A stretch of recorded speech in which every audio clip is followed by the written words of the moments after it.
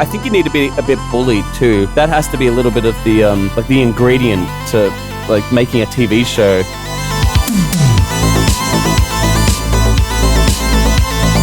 They're just trying to water down entertainment so it's not, all right, let's offend the least people as possible. That's what it seems like to me.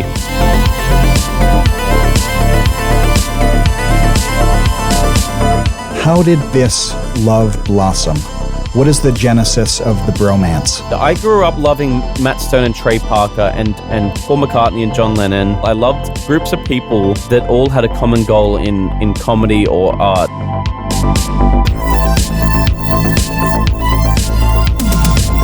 I also need to ask you, before I forget, about the neckbeard character. I can tell you a lot about that character. His name is Lucas the Magnificent. I want to know from you why 98% of the animations that I see look exactly the same right now. We need to know what your persona is.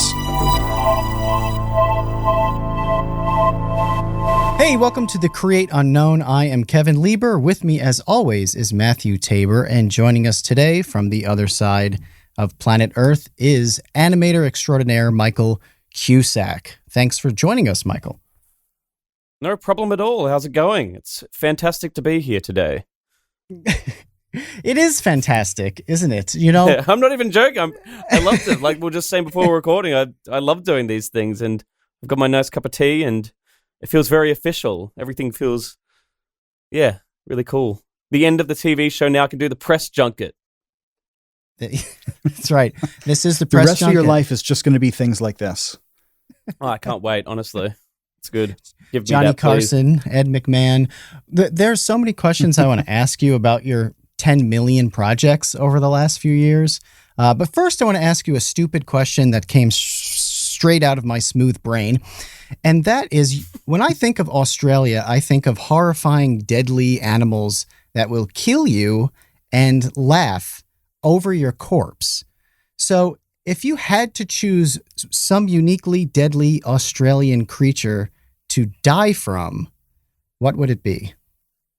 Well, that's funny. It seems to be I guess, like a meme now that Australia is this deadly place that you come here and you'll be killed from a spider or a snake. And it's really not that, it's not that bad. Like, I live in the city in Melbourne, and I haven't seen a spider or a snake in God, forever. They just don't come here.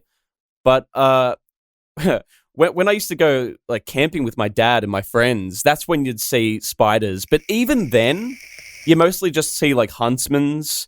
At least I did. And what huntsmans are, their spiders are about as big as your hand. And they'll just appear on the wall like fucking Shelob from Lord of the Rings, and you'll walk in a room, it's not there. Then like a minute later, it just appears on the wall, and they're so fucking scary. But the good thing about them is they're not known to bite you or anything. I think they can bite you, but they're not poisonous. But the spider I'd be really scared of is it's a spider called a white tip, and they're known to like be at the bottom of pools and just strange areas. They hide just to not be stepped on or anything, but they're just in areas where you can easily just step or get hit by them. I don't even know what I mean by that, but because I don't know much about them. But I've heard of friends that have run into white tips, and what they do is they almost like rot your skin away. Like they leave like a rotting bite, so they can be a bit scary. They're probably the scariest ones. Yeah, but I just want to looked make them clear. up. Oh, Yeah. What? Give us some more information on the white tip. The white Well, tip I just popped in some pictures small. in the chat if anybody's in. Yeah, it's a pretty small spider. It's funny, the smaller the spiders here are, generally the more dangerous, it seems. We've got like the funnel web, the white tip. By the way, I'm not if you can't tell, I'm not a Australian wildlife expert. I'm pretty much almost a dummy on this entire subject, but I know those two spiders are pretty scary. We've also got a redback. I think those are in America though, right? I think it's called like the Black Widow there. Oh, sure. Yeah, Yeah. Black Widow. Yeah. That's pretty much our deadliest. I don't think any of these spiders you can really die from. I think what happens is they bite you. You get like a like some gangrene or you're about to rot away and you get sick a bit, but you can treat it pretty well now, at least. I think back in the old days, you'd be pretty fucked if you got bitten and didn't have a hospital around you or anything. We have 2 people in the chat who have been bitten by a white-tailed spider. Really? Yeah, it looks like both Australians in the chat here have been bitten. Tom and James It seems like a lot of people have. My ex was bitten while she was sleeping. She just woke up and she had a whitetail bite. So they're vicious, I tell you. The consensus in chat is white tips are C words. Yeah. Not going to say the actual word, but it begins with C. Oh, can we not swear in this podcast? No, we should be okay. I just have a that moral word's code to a uphold. term of endearment, actually. The evil C word. That's in Australia we'll use that as regular as we say mate, or it's you say that if you really love someone. Oh, he's a good C. It's a horrible word in America, but yeah, I've heard that in Australia and even the UK, it's used a lot more flowingly. I want to just circle back a split second before we ignore the fact that you casually stated that when you go camping, you just see huntsmen, which are the size of a human hand. That's all. Yes. I mean, the fact that you were so nonchalant about seeing spiders the size of an adult male's hand, I think proves my point. So thank you very much. That's so funny. It really is interesting to see Americans react to that. Google huntsman spider. No, and especially look at the ones where they're on a wall. That's their natural habitat on a kitchen wall when you're in a dressing gown at your weakest moment. That's when you're gonna see them. And dressing gown. It's fucking terrifying. You do get used to it. Even me, I still get really scared of them. But I don't even feel like a typical rugged Australian. I feel like a wimp Australian.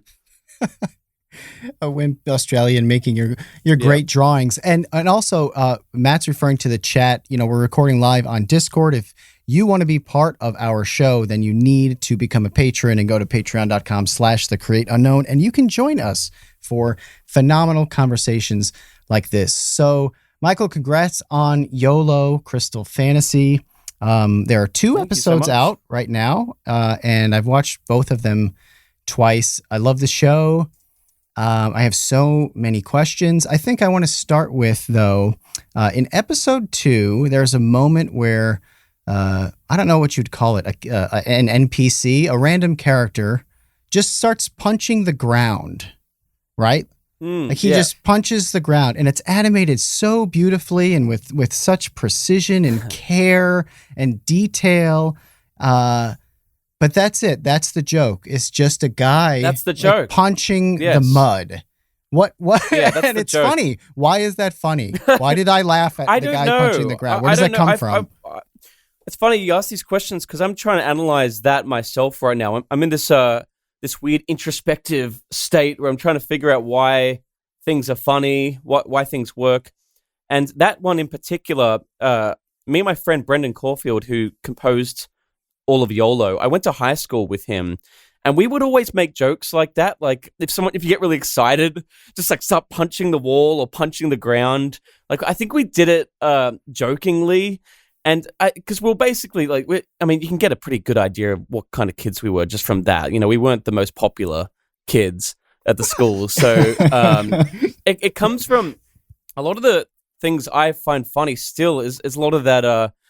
I guess like ADHD, just off stupid shit like that. It's a lot of stuff I felt like I thought was funny when I was, like 15 years old. Nothing's really changed, and I don't know. I can't fully answer why that is funny, but all I can say is I guess it's just because it's like visceral, I guess, and just you wouldn't expect it. You wouldn't someone wouldn't really do that in real life. So I think shock is always to a benefit in comedy if it takes you off your guard, and you've got to believe that the character's really doing it in the TV show or the movie or anything.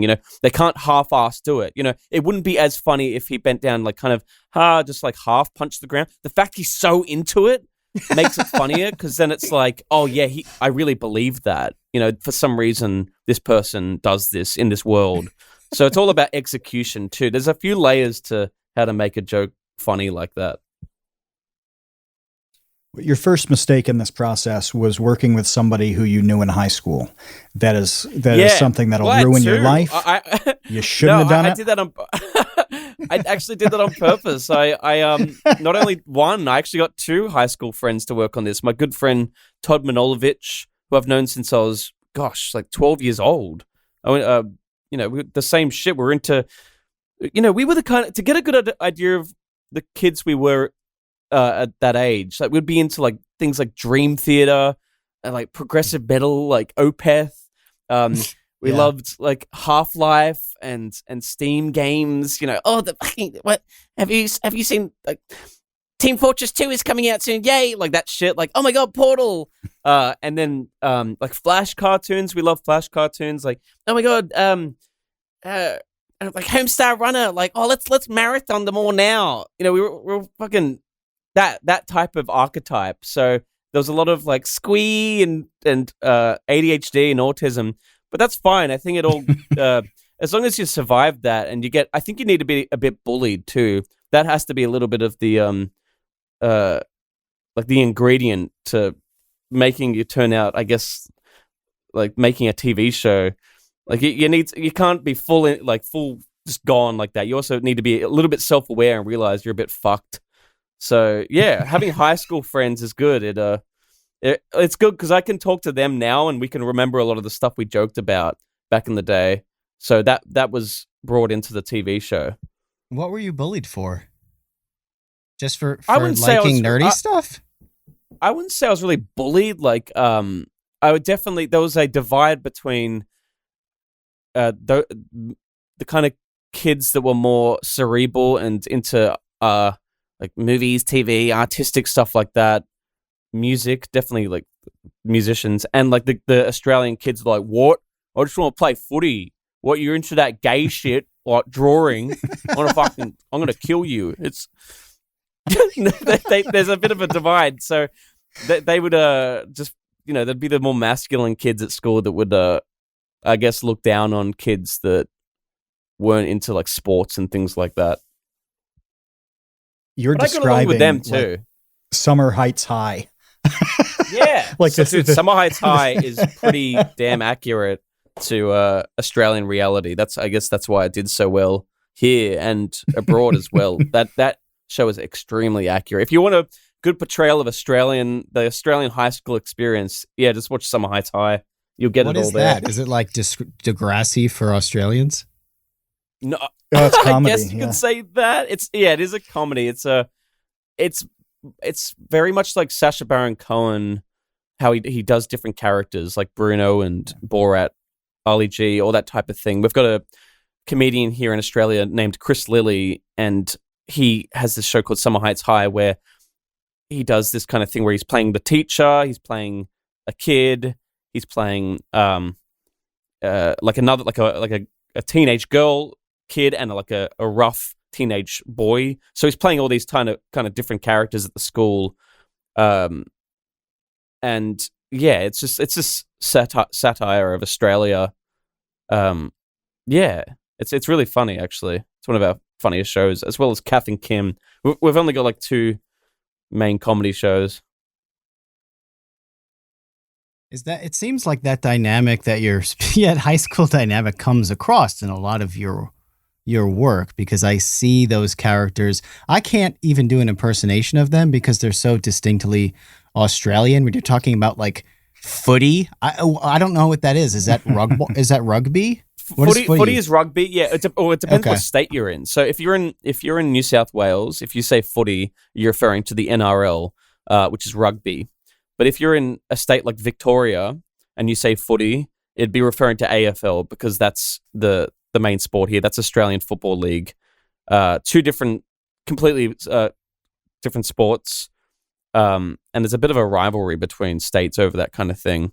But New South Wales is actually at least where I lived in New South Wales, because Sydney in New South Wales has an AFL team. But I grew up in a town called Wollongong, and that's a very rugby centric small town. AFL. If I remember, because my dad came from Victoria, and I was into AFL because of him, and because I was into AFL, everyone at my school was like, "What the fuck? You're in the AFL? You fucking pussy! We're into rugby here in Wollongong." And I was like, "Oh, but my dad's into AFL." And they're like, "Yeah, you suck. Fucking what the fuck? AFL?" You know, like you get bullied over that too. So we're a pretty harsh nation when it comes to interests. That's actually what I found. That if I could boil it down to anything, it's what you're interested in. If you're like into something, you're seen as like a very strange kid. Like, what? You've got an interest? Ew.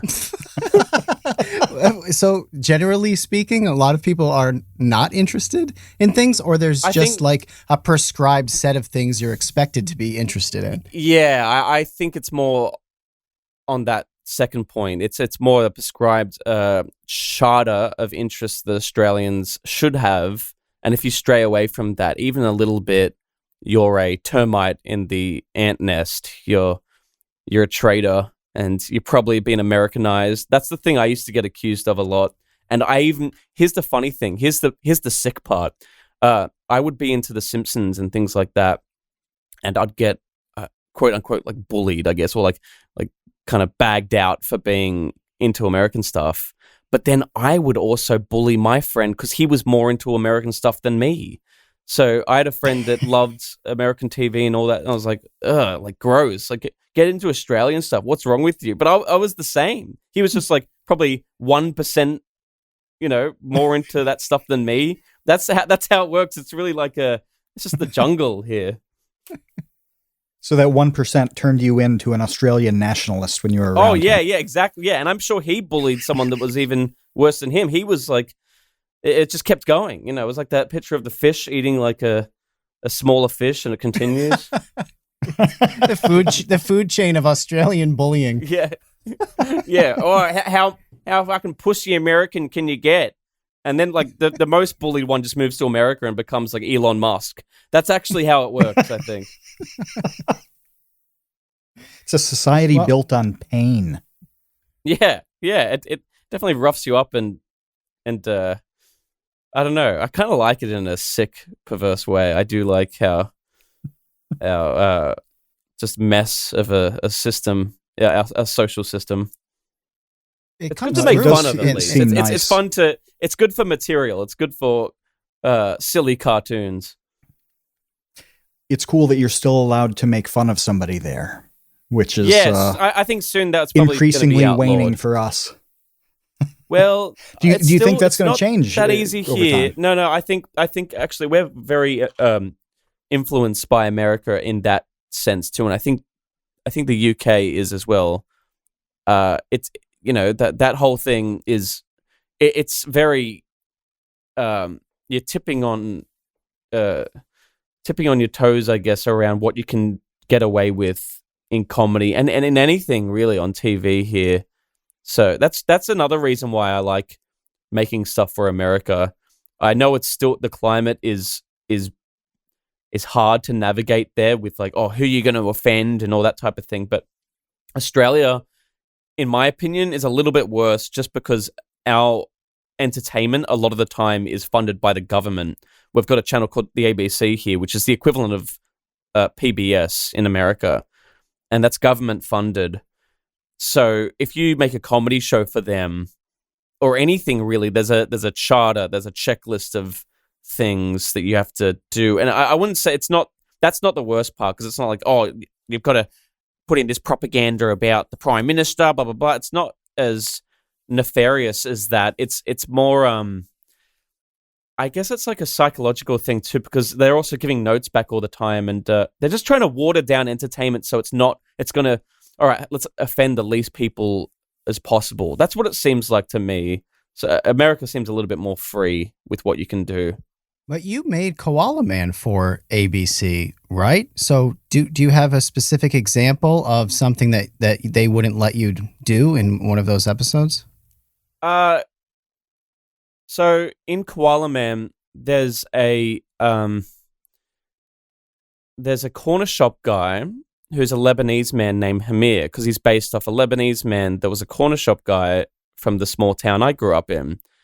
And they said that was problematic because it's a stereotype having a Lebanese man work as a corner shop man.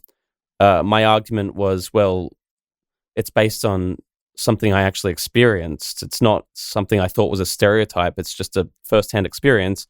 And they said, no, you're going to have to change that just to John, just like some white guy instead of a Lebanese man. I was like, okay, sure thing. And I had to do it. What were you thinking using your own lived experience and personal testimony to inform your comedy? Well, it's just weird that they would tell you, like, you can't do this. You can't take this thing out of your actual real life. Don't do that. It is weird. And there's a few things like that. I didn't have the worst experience with them aside from little things like that. I've heard horror stories from friends I know that have worked with the ABC. I'll tell you what, from the ABC compared to Adult Swim, on Smiling Friends, we got like 1 or 2 notes from Adult Swim on the pilot episode, which were actually really good notes, by the way. It was to have the Blibbly stab Alan with the paperclip instead of a little dagger. So that was a really good note. It like came back to the paperclip that Alan was talking about that he was missing. When it comes to the ABC, I had about 60 notes on Koala Man that were all things like that thing I mentioned before, the changing of the Lebanese guy. So, well, look, I won't say they weren't all as bad as that. That was probably the worst, but it was, just a lot of notes in general. They don't really let you have as much creative freedom as a network like Adult Swim, and that's why I love Adult Swim so much. Now, I want to ask you real quick about the progression here, because I'm sure we have a lot of artists actually that are patrons of the Create Unknown, and we talk to all the time. Just a lot of incredible artists, and I think probably a lot that we don't even know of that listen to this show and are thinking about doing stuff like you're doing.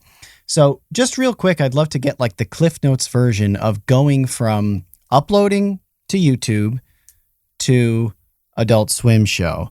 Now, the progression that I see is uploading to YouTube, then you get the ABC show where you turn Damo and Darren into Koala Man for ABC, and then that launches into Bushworld Adventures on Adult Swim, and then that launches into Smiling Friends and YOLO Crystal Fantasy. Is that right, or what? That's pretty much it. I mean, you nailed it. That's pretty much my Wikipedia article right there. And I don't think it's going to change that much now. It was a very, very slow burn of just sticking to it for a long time. So it started my career. It's weird to say that. It's just doing this stuff, but all this stuff started when I was about 19 years old. I was very into things. Like Kevin Smith, Richard Linklater. I was into filmmaking, indie filmmaking, and the common thread that I saw with a lot of those guys, like Robert Rodriguez, Kevin Smith, Tarantino, is they just went out and shot their own first feature film with a very limited budget that they often just saved up or got a loan. So that inspired me a lot, especially being like I was big into Sam Raimi too, like Evil Dead. So a lot of that amalgamated and got me so passionate and excited to make my first feature film. So I worked at Subway, saved up some money. I got a loan from the bank, and I got a small budget of like, I think 15 grand Australian, which is God knows, like $10 in America. And I shot this film called All Night Gaming, which was like kind of like a Richard Linklater, Kevin Smith, like slacker film in Australia. The idea was I wanted to make a film about teenagers while I was still a teenager, and I was 19. But that film dragged on for about 5 years, as they do, as independent films often do, running out of money and all that type of thing. And that film didn't come out exactly how I wanted it to, but it was probably the best film school I could have ever done when it comes to all of this stuff, like especially composition, and even just discipline of like, all right, we're going to do like, All right, shot list. All right, get the cast, the catering. All right, tomorrow. Fuck, it's raining. We're going to reschedule this shoot to next week. A lot of that stuff I didn't realize at the time, but it was actually really helpful for what I do now. So that didn't go that well. But after I tried to make that film, I had to go back to like washing dishes to make up for all the money I'd spent. So in a state called Queensland here, I was working washing dishes, and while I was there, a few things happened. So a cartoon came out called Hot Dog Hustle by a friend of a friend named Tom Hunter, and he was an Australian animator, and it was on Vimeo, and it got like 50,000 views, and I was like, Jesus Christ, man, like that film stuff, that is so, I feel like that's outdated to do today. If you want to get into like independent creative shit or whatever, like it's much better just to sit down and animate something. You don't need to worry about cast. And the great thing was I love drawing. I love to make comic books. I always did. Like stupid, like, because I love like Mad Magazine. I made like comedy comics that were pretty similar to what I do now. It's just like Australian and stupid, like people's heads blowing up, all that shit. And I sat down and I made a animation called Gabe Newlity 3. And the good thing about the time, it was like perfect timing, because around 2012 was like Egoraptor was having a big boom. Chris O'Neill was, Oni and G, Psychicpebbles, all these guys were having big animation booms around that time. That was also getting me inspired. And I was like, man, this is exactly what it was like. I remember Bill Burr once talked about when he first did stand-up, and he just got hit with like, holy fuck, this is exactly what I should be doing. So that was the feeling I got when I started animating.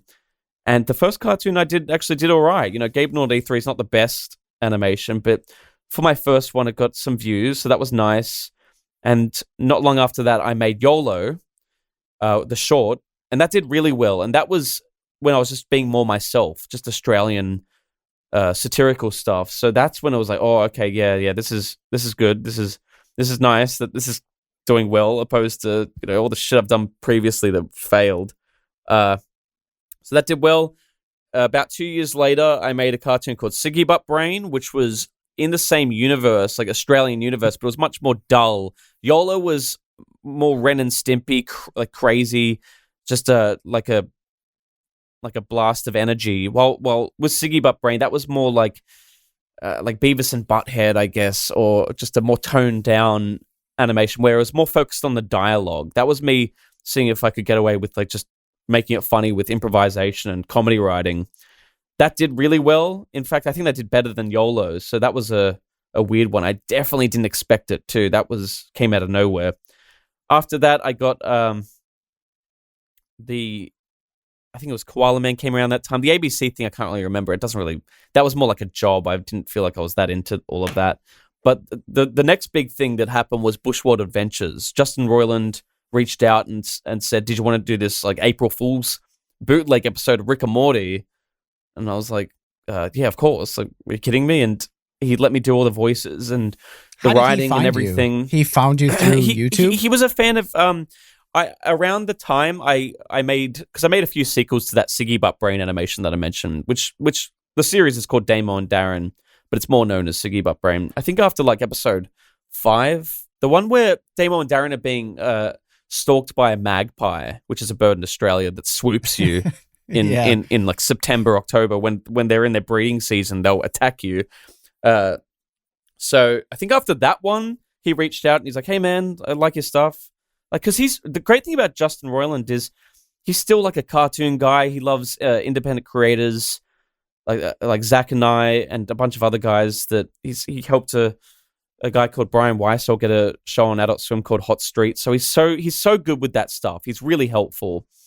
And it was amazing. He just reached out after that. And Adult Swim must have had the idea to do like a special episode of Rick and Morty around April Fool's, because it was already on his mind. So he thought it'd be funny if it was just a full Australian episode, just like a bootleg, as if like someone, you know, as if a Rick and Morty had been ripped off for Australian TV. And yeah, I was super into that. I felt like I couldn't do it though. I was just like, are you sure, dude? Like, I kept saying like, are you sure you don't want to like write it and then I'll do it and like you do the voices? But he's like, no, just do it. I think the thing with Justin is he just wanted to see he wanted to have no involvement at all, and then just watch it on TV one day, which is what happened. So, it was a very fun experience. I feel super lucky that happened, because it definitely boosted my career, and that led to, well, actually, before that, I should say, I was already talking to Zach Hadel, who I co-create Smiling Friends with. We were already like bouncing ideas off each other, and there was stuff in the works around that time as well. So that was happening simultaneously. And then, after Bushworld and everything, we got the green light. Zach and I got the green light to do the Smiling Friends script. And that but the weird part about that is around that time, Adult Swim was also interested in getting more episodes of Bushworld, because Bushworld Adventures, the Rick and Morty bootleg, did quite well on YouTube as well. So Adult Swim, especially because it was cheap, it was done for such a low budget. They're like, "Oh God, let's get this Australian idiot to do more of these." So I was into that. It was hard to turn down more episodes of a show like that. But their thing was, okay, instead of making it Rick and Morty, change those characters in the show to just your unique, like your own original characters. And I already had the YOLO girls. I thought it would be interesting to have those type of characters contrasted with a very masculine, over-the-top Australian world. So they're our kind of like vessel. So that's how YOLO Crystal Fantasy came to fruition. And so that all happened kind of before Smiling Friends in a weird way, like the full season, like kind of at the same time, but before it. So that's, by the way, that's why YOLO Crystal Fantasy is coming out now and not like a full season of Smiling Friends, I guess. It did happen before. Just to clear that stuff up, I guess, because I see a lot of comments asking about that. And I recently finished YOLO Crystal Fantasy, and around that time I did Smiling Friends pilot. We animated that, or a studio Yoda animated that with us. A brilliant studio of a really amazing animators from all over the world. It's a remote studio. That obviously led to great success this year on April 1st when that dropped with YOLO aired that same day, but Smiling Friends did very, very well. And it's surprising to us too, because we didn't even know Adult Swim were going to air it. I think we only knew a week before, but yeah, that blew up in a big way. And yeah, now we're here, finished YOLO Crystal Fantasy, and on to the next adventures. Do you ever feel guilty knowing that you're enabling a mind like Zach Hadel's? Do you feel bad? No, not at all. I feel like it's almost, it's like a thing that someone has to do. Obviously, Zach's one of the funniest, if not the funniest people in the world, and he's also a great animator. He's an amazing package, and it just, even back in 2011-12, it's amazing to me that he already didn't. He should have been swooped up very early and gotten a TV show. I agree. And not just Zach. Overdue. A lot of those people, Chris, like Aaron, all the, because I was very inspired by those animators. So it's always amazing to me to see that they, but they've got their own thing. It's TV's not the holy grail or anything. It's not like you get there and it's like, all right, I made it. I'm actually a real person now. Like Chris has Only Plays, that's super successful. Aaron's got Game Grumps. And he's making a video game. He's making a video game that looks awesome. Yeah. And it looks really good. Something very beneficial. You've got to remember too, when you work with these, because I feel like I'm not really, I'm more like the TV. I love this world and I love navigating it a lot. So I love trying to EP on other people's projects and get that up and going. I love seeing people that deserve a TV show getting a TV show. And but there's pros and cons to this too, because if you do sell a TV show, 99% of the time, especially when you don't have that much clout or leverage, you're gonna lose the ownership to that IP. So you're actually gonna sell that concept to a network that will own it now and get the majority of the merch sales and like licensing and just the money in general. It's going to be funneled all to the network. That's going to be siphoned away from you. So if you're someone like a Chris O'Neill and you've got Only Plays, you can build that up over years and then start, he could start doing like a side animation thing, which, there's already the Only Plays animations, but let's just say that Chris also made like Leo and Satan started to be like an Only Plays branded thing. And he's got an audience for that. That is so, like, financially, opposed to all this TV stuff, so much benefit when you actually own it all. So there's a split, right? Like, there's some, you do have to make a lot of compromises when you're working with a network. It's but it's good. Zach and I think sure it's sorry, what were you gonna say? I'm pretty sure this is famously why Beavis and Butthead stopped and why Mike Judge left MTV and went to Fox and created King of the Hill, was because Beavis and Butthead was this tremendous success and Mike Judge benefited like nearly zero from its success.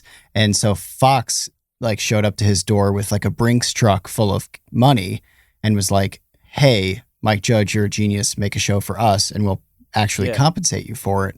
And he did. And that was King of the Hill. It's always hard to, I didn't know that. That's really interesting. And it makes sense because it is hard to, you do get a little bit corrupted by the money aspect. The only times you get corrupted is when you feel like you're being fucked, when you feel like you're being screwed over, especially when you're making someone rich and the balance doesn't feel fair. It's always good when you can, but the good thing is with TV shows, you can renegotiate your contract after seasons, but a lot of the time you're actually locked in for a lot of episodes before you can renegotiate. So that's an issue as well. But what I do is when I get like a little bit, I feel like a lot of people feel like they're being fucked over in deals or like relationships and all that type of thing. A lot of the time you've just got to step back and realize, Jesus Christ, like I'm so damn lucky to be doing this in the first place. So a lot of the time I'll go with the flow with that and have plans afterwards. I will learn from bad experiences if I ever get fucked over in anything.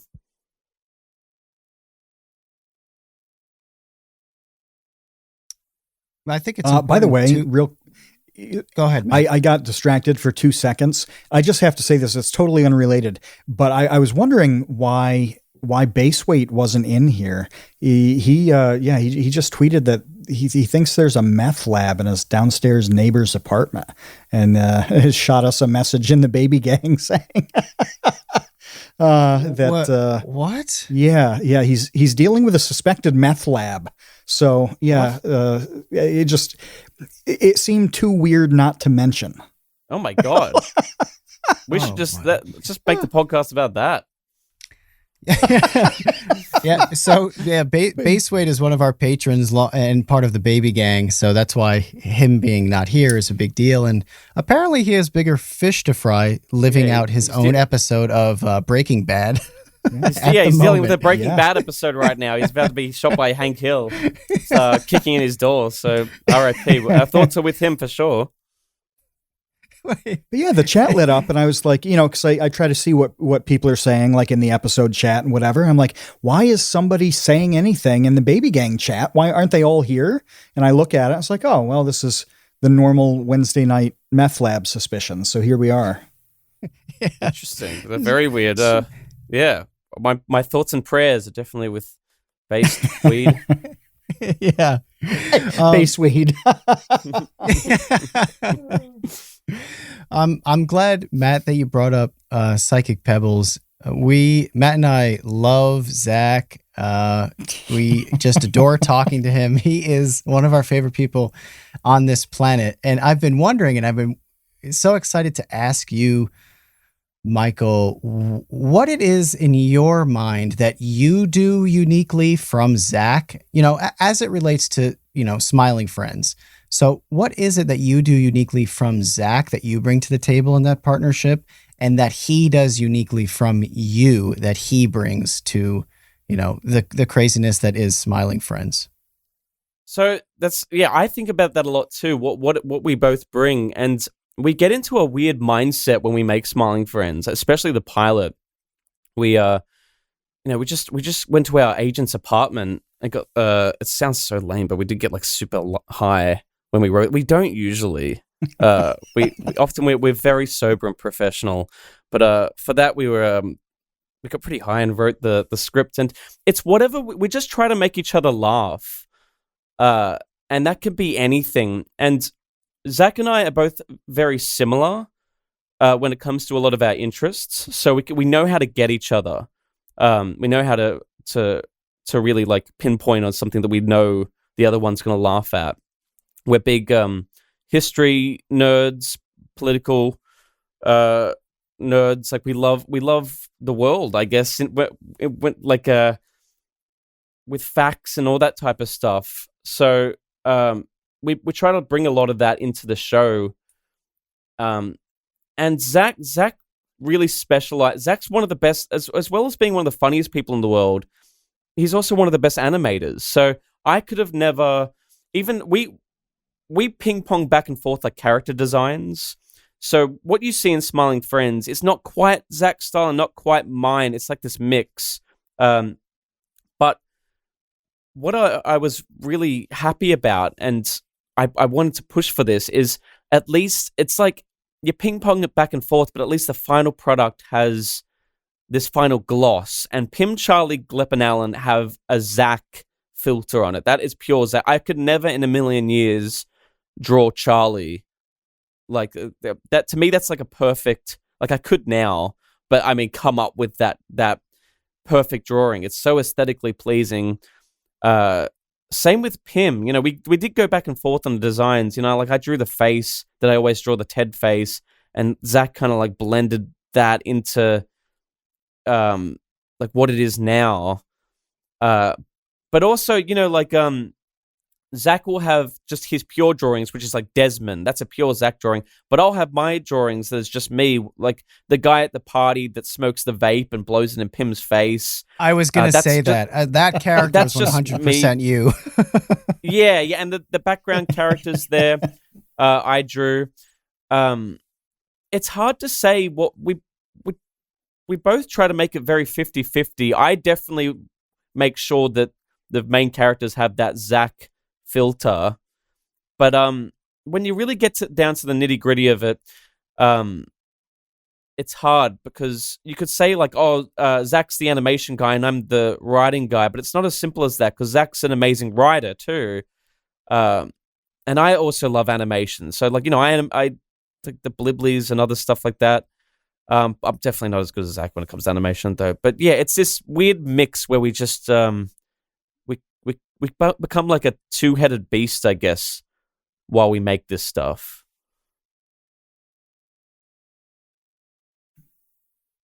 His characters do have that kind of almost vinyl doll or like plush doll quality to them that is really recognizable. Whereas yours, I would say, are just so grotesque and like like uniquely hideous. You don't want to hug your characters, but you do want to hug some of Zach's characters. They're cute in their kind of deformities. Yeah, that came from because as well as doing like the Siggy Butt Brain like detailed drawings I did of like gross Australian people, I'd also draw these like little colorful alien characters, and I've done that for a long time, forever.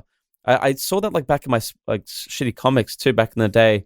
I don't know what they're like. I draw like a lot of like alligator, like crocodile looking things and like colorful shapes. And you can see that on my YouTube channel, Fluzak too, where it's just like spam characters. Zach gravitated towards that. But the brilliant thing about the combination was, like you say, he can turn that kind of style into a much more palatable thing. Much more, like you say, like a Funko Pop on model. It just surprises me so much how, like, we actually both look at Pim, like a character like Pim, and we're just like, where'd that come from? It's weird to think that no one ever drew that before. It just makes so much sense.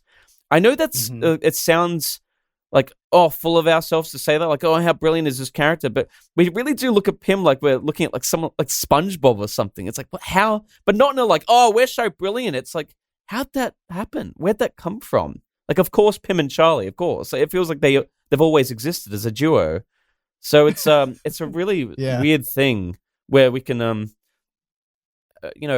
I do my stuff separately, and I still love doing Australian stuff. Zach does his thing. He's a brilliant comedian, illustrator, all that type of stuff. But when we come together, we get really inspired by something. We always the weird thing about Zach and I is we can get into a call and come up with a whole episode. Like, we never run out of steam. We're always into this. We can always make each other laugh.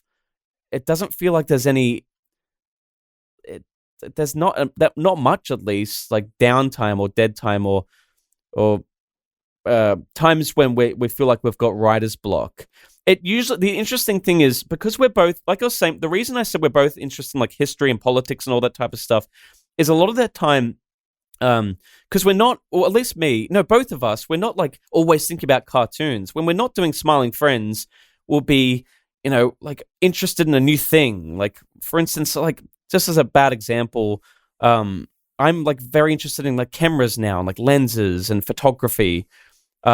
Zach's, he'll be on some kind of thing where he's interested in a historical topic, and then like me, like I'll be interested in like Napoleon for a while. I'll be reading up on books like that, and then we'll come together and bring our interests to the table, but more in a way that's not even like planned. It's not like, all right, I've been researching this lately and let's put this into Smiling Friends. And it's like, okay, we'll just make each other laugh. We'll just joke about it because it's on our minds at the time.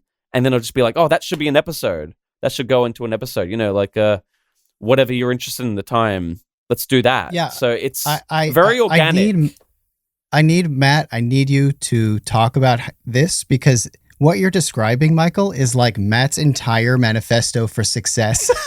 And you don't even realize it. This is like everything Matt has been working on. It's amazing.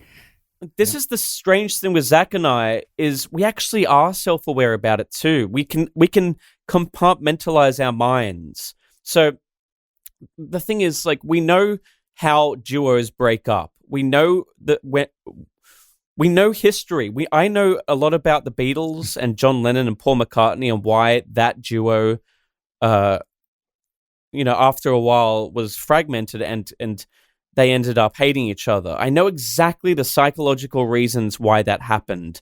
So I can offset it. I can know, okay, don't do this, don't do that, don't do that. For instance, like, because Zach had the final sheen on Smiling Friends, and he's much more popular than me, and he didn't get Hellbenders, I knew that Zach's name should come first in our duo. I knew that we are still 50-50, and we're a 50-50 duo, but it's almost like how Larry David and Jerry Seinfeld worked on a show called Seinfeld. This is like Michael Cusack and Zach Hadel working on a show called Zach Hadel, in a way. That's, you almost have to have someone that's a little bit more of the star. And in my mind, Zach's a little bit more of the star, and I'm absolutely fine with that. And I love facilitating him and bringing whatever I can to the table.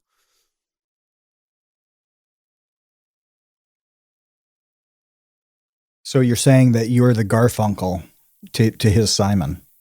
Yeah. And Garfunkel is he the curly hair one? Yeah, he's the tall, lanky, curly-haired one. Yeah, yes, that's me. The one that's like lost his voice, he can't sing at all. Yeah, he's that's totally. I'm the Garfunkel of animation. Everything you described, though, Kevin brought this up, that we've been thinking about it for years at this point. We wrote, when we ship packages out to the patrons, I wrote a thing up that touched on the themes that Kevin and I have been thinking about, where it is having many different interests, and you have no idea when it's going to be useful, when it's going to actually make you money. One example that, like, this is really boring. I went to an exhibit of industrial design in 2002 and ended up looking at train cars in Wisconsin. I thought I was killing some time. I didn't think much of it. 15 years later, I found a guy who needed some marketing help on a project involving trains, and I was the only one who shot their shot. who had a sense of what trains were like in the 1950s. Well, I made money off that goofy museum visit 15 years later. That's really cool. And I helped him. But you never know. And you mentioned, Zach thinking about this. When we were done recording with him before, Kevin had to bounce out. And I was talking about an idea that Kevin and I had that had its root in an old economics paper. Well, I mentioned that, and Zach just went nuts. Like he rattled off serious economics knowledge, citing different authors and books from things in the last 25, 50 years. And I just sat there. I'm like, this is amazing. Like, you could tell that he'd gone down a rabbit hole at some point in time.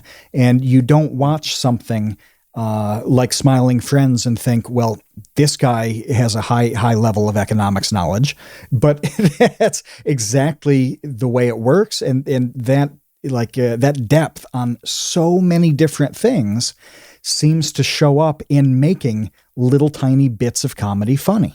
Yes, it's exactly our formula, and we know it very well. It's because you'll see a lot of cartoons or movies or any media that you can tell the creators are getting a lot of their inspiration just from other movies or other stuff in that same field.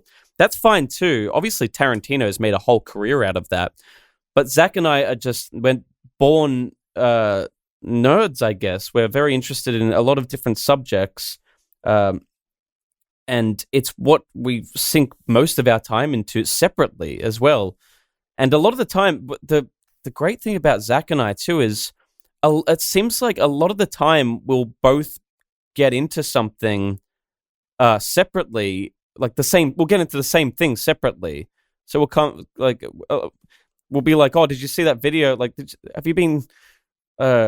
Like blah blah blah, like or Ronald Reagan videos from the 80s or something. It's like, oh, I just watched that yesterday. Like, what a strange coincidence. Like, I was watching the same video. That happens a lot in our discussions. So it just seems like we're on the same wavelength a lot of the time, and it's like a lubricant for ideas and writing, because we're both like, yeah, I know exactly what you mean, and we both actually visualize the show exactly how it is. So there's very rarely any conflict of opinion on how something should be. It's like, no, yeah, that's exactly how it's in my mind as well.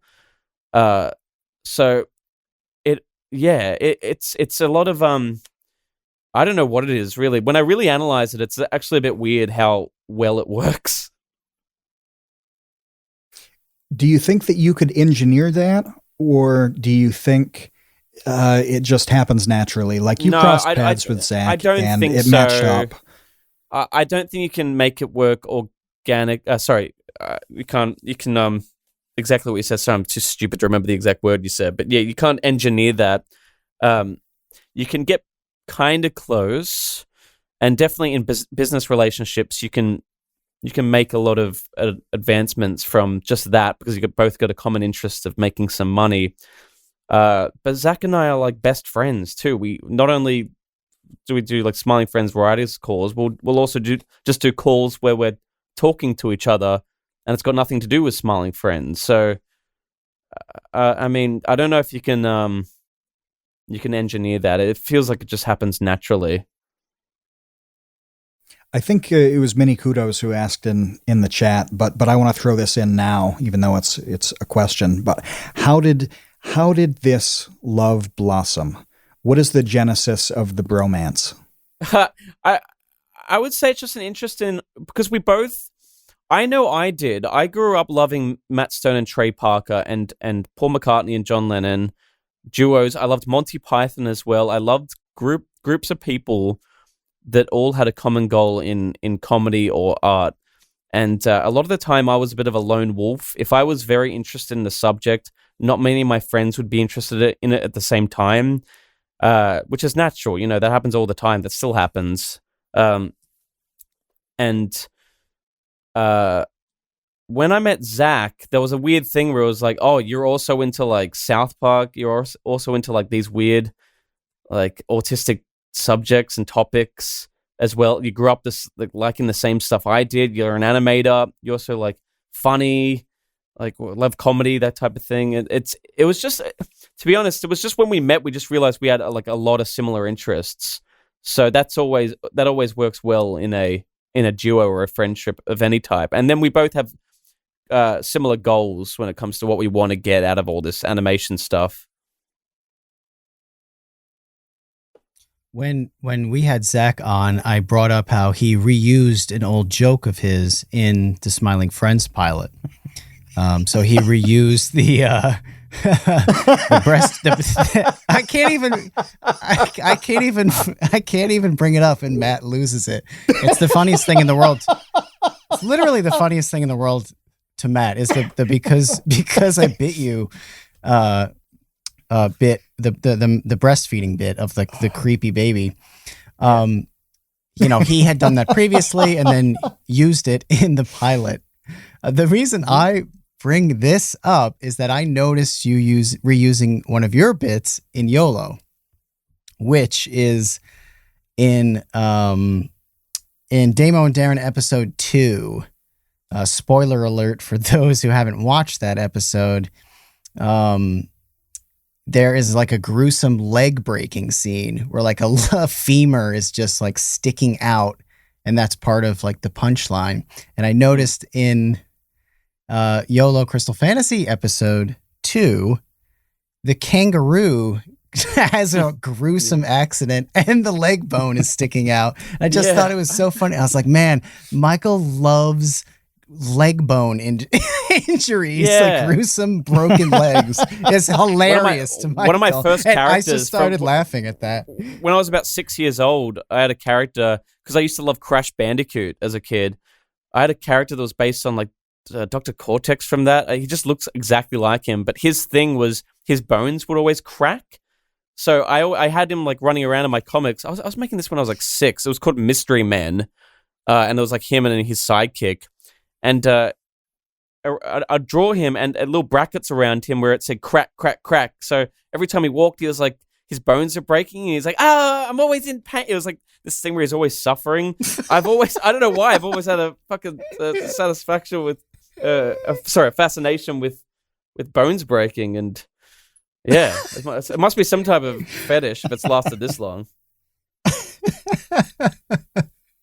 You don't know the genesis of that? Like you didn't witness some horrific compound fracture and I used to be forever embedded that in your mind? Terrified of breaking a bone. The concept of it to me was the scariest thing in the world. So that must have something to do with it. I just remember I'd see people with casts. If someone had a cast at school, I'd be like, oh, please don't let that happen to me. It scared me a lot. And have you broken one at all, or no? you still clean? I managed not to. I managed to get this far and not break a single bone. So I just put it into cartoons instead now. It's why you went into animation. Just stay to be safe, at your desk to get and away draw. from the world. Can't break break any bones drawing. Just crippled by fear. Just had to go into a room and animate all day. There are a couple of more questions that I need you to answer before we turn over to our patrons and get to their questions. One is a quick one, and I noticed that you love drawing your characters at really unflattering angles. Where did that come from? Because I don't remember seeing anybody, and maybe I'm wrong, I haven't watched every cartoon that's ever been created, but I don't remember somebody utilizing like unflattering angles the way that you do. I think it's because I came from a more filmmaking background with more dynamic angles. I never really, like, if you can't tell, I'm not the greatest animator. I'm not the greatest, like, good-looking animator. I could never, like I say, draw something as aesthetically, mathematically pleasing as a Charlie design. So I come from more the storyboarding world, and I love, like, low angles and high angles and different type of angles. So you'll find a lot of my cartoons, animations are never on model. It's more just following. If I'm doing solo, like if it's not Smiling Friends, if it's just a solo thing like Bushworld or YOLO, I like to storyboard it and treat it like it's like a film, like a live action film. And then, the animation is just you animating over the storyboard. So it has this look to it that I'm trying to make stand out, I guess, amongst other stuff. And even some of that is in Smiling Friends.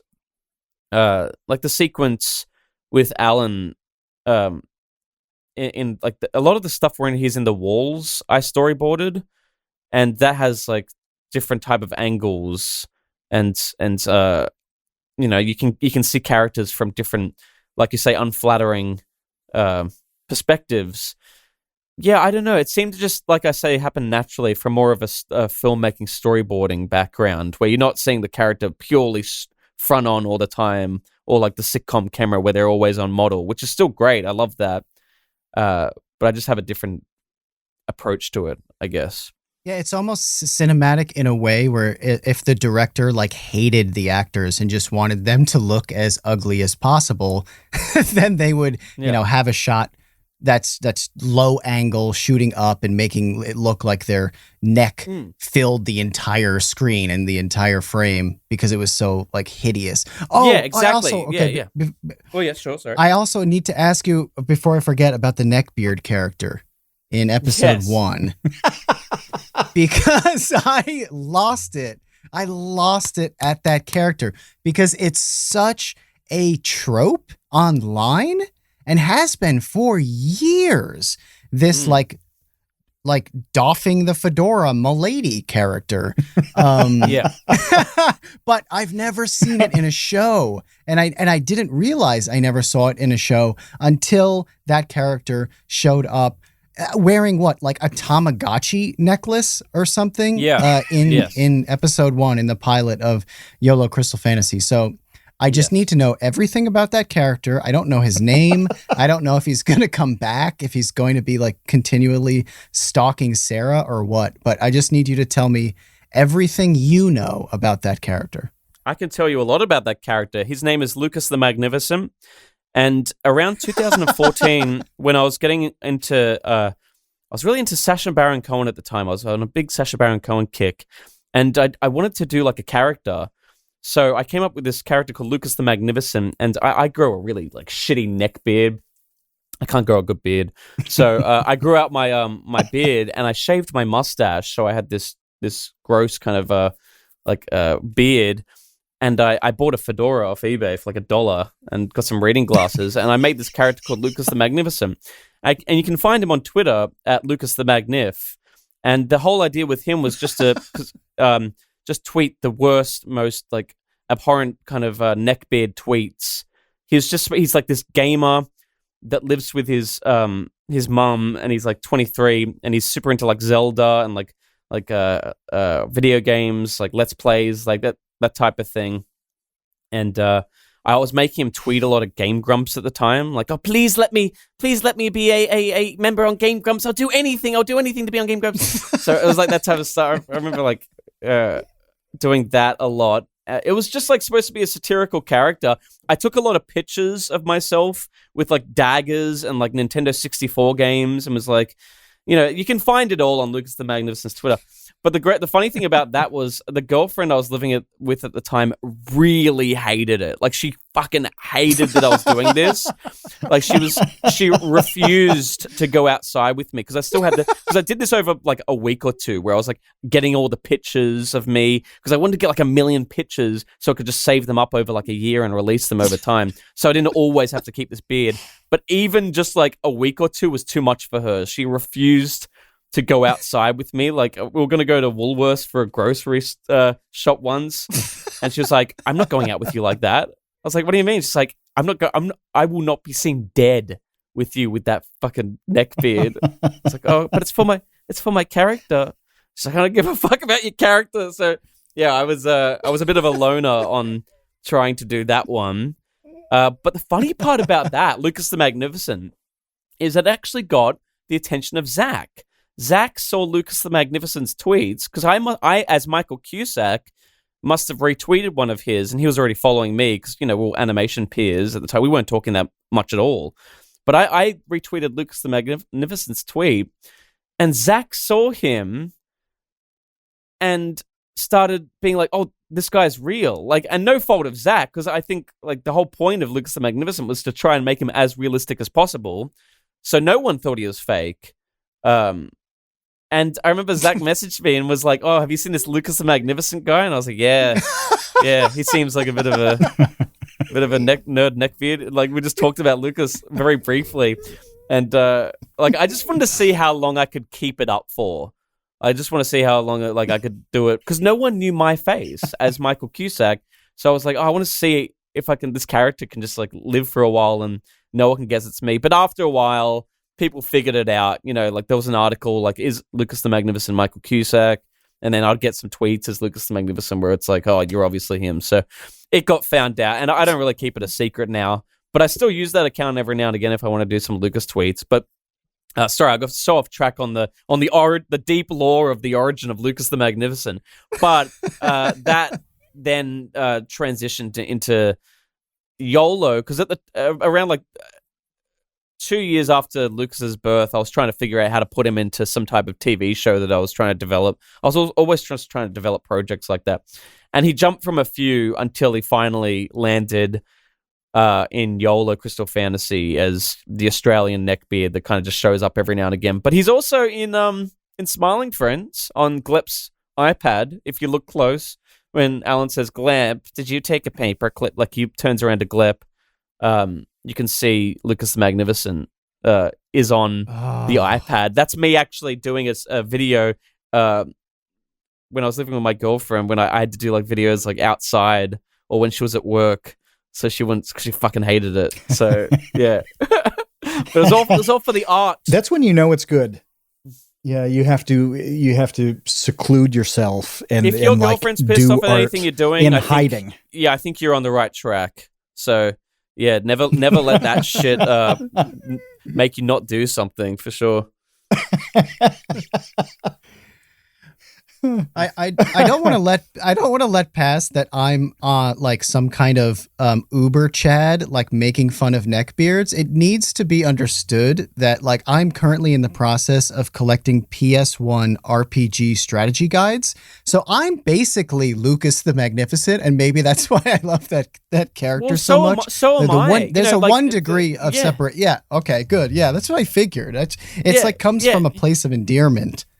It is endearment. You can't make fun of something that you hate. It doesn't come off well. It's very obvious when someone's doing an impression of someone and they hate them, because there's a lot of like, it's like when you're making fun of a teacher. You're like, I'm the stupid fucking teacher. No, I suck. I'm fat. I smell. That's not nuanced at all, and it's just obvious you've got hatred for that person. So at the time, like I had Nintendo 64 games that I was collecting. I was getting the funny thing is, I was listening to a lot of Let's Plays at the time. I was listening to Game Grumps and all that stuff, like while I worked. So, and that's what, Lucas was into, like Let's Plays and everything. So it wasn't like let's make fun of the stupid archetype. It is like what you say. It's I guess making fun of aspects of yourself, while it's also like endearment, but also, like satire, I guess. So yeah, it's a mix of a lot of stuff when you're making fun of anything, really. Where do you think the blades come from? Because you mentioned that you were like taking pictures with knives, and that's one thing I can't relate to, but is part of that trope where it's like, instead of going to the party, I studied the blade. Dude, I just always thought it was like, they're like bizarre posing when with I'd the katana. Yeah, dude, like people that collect knives, like that was something I just never understood. Especially in Australia, you'd see a lot of like just pictures of people putting knives on their bed and taking pictures of them, like these extravagant like elf knives and all this expensive stuff. Like, oh yeah, this is my fucking knife collection. I would always just be like, oh yeah, that's cool, man. Like that was something I never understood. The ninja store, yeah, the ninja store at the mall. I just where remember they had all the weird blades. It's the weird blade, like yes, exactly, like that. What you see in South Park. I had a guy that would go to those kind of malls, and he'd talk to me about it and be like, "Oh, yeah, hey Cusack, guess what I fucking got?" I'm like, "Oh, what?" Like I'd be over his house, and he'd bring out like a katana, and be like, "Yep, classic katana, like what they would actually use." And I just had no interest, so it's just funny to me. Like it's just like, okay, sweet man. He's like, "Oh, want to see something else cool?" And then he just bring out like an army dagger and be like, "Yep, fucking $50 dagger. You could fucking slice anyone out with this fucking thing." Like I just daggers and like weapons. It's always something to me where it was like, cool, man. Like, what do you want me to say? Like, what are you gonna use them? Like, what the fuck are you doing with all this shit? Like, it's an interesting interest though. It's something to, I guess it's not bad to be interested in something. It's unique. Yeah.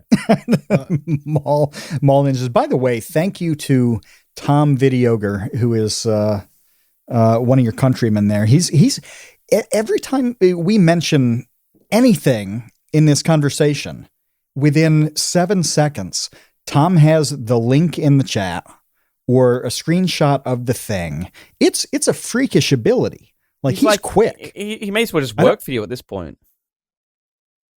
It's part of the amazing show. though, like everything that comes up, just by the time I can click the episode chat, it's already there. I'm like, this is a complete full service experience. It's amazing. Yeah, Studied the Blade is there. I love that meme. It's so funny. Yeah. Yeah, it's good. Well, okay, so now I want to get you in trouble, okay? Real quick. Sure. Before we get to our our chat questions, I want to get you in trouble. And here's how I'm going to get you in trouble. I love getting in trouble. I want to know from you why 98% of the animations that I see look exactly the same right now.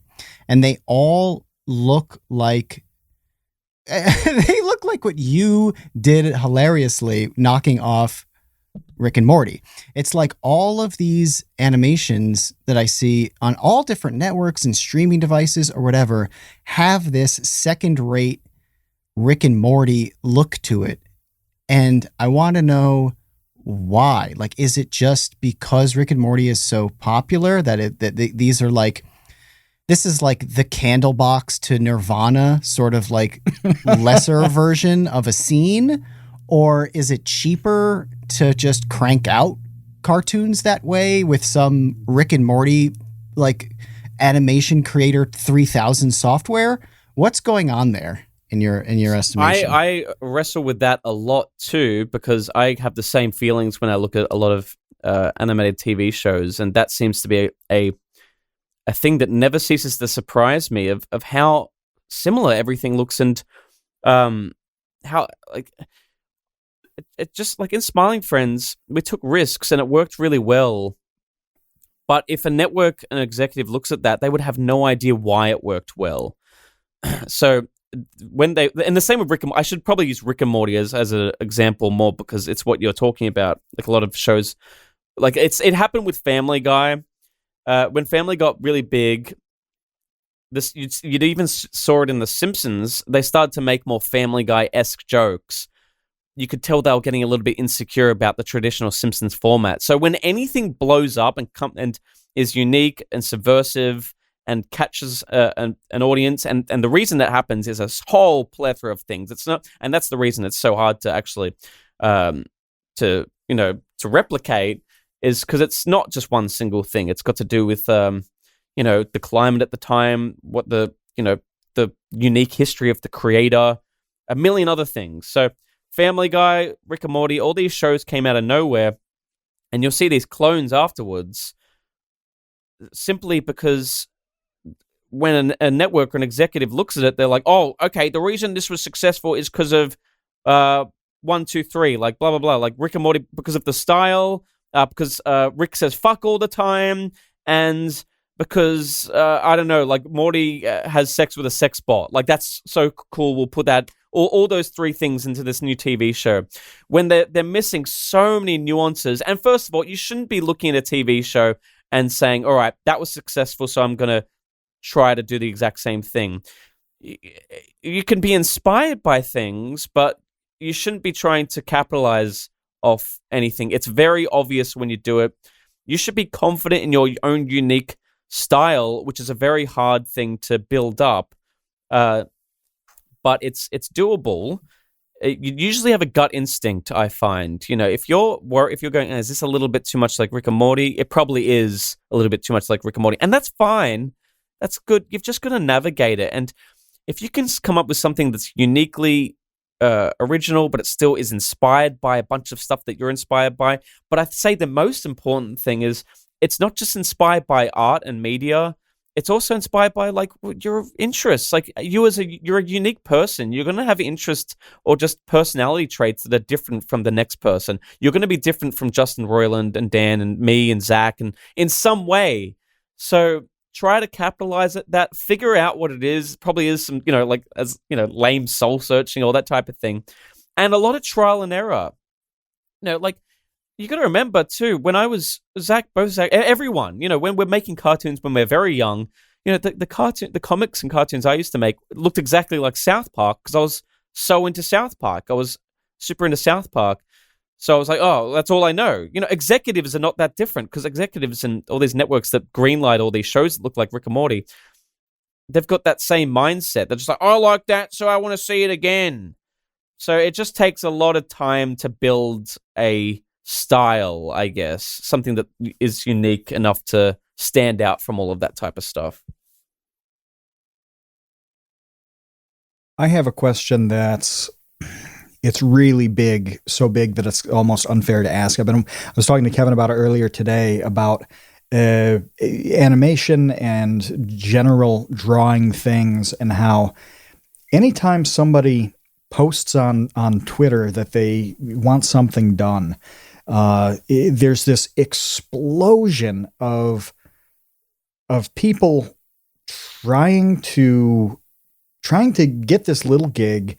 And like Kevin said, it's all really similar.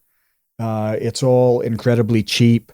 I know Trev, who's in the Baby Gang, he posted a thing just asking about art the other day, and he had like within an hour, I don't know how many comments it was from people who just had like search terms set up for the word commissions open or something like that. It's nuts. I can't even fathom this. How can people make it? Because I look at this and it's like, well, I'll draw this for 17 cents. And if it's full body, it'll be 28 cents.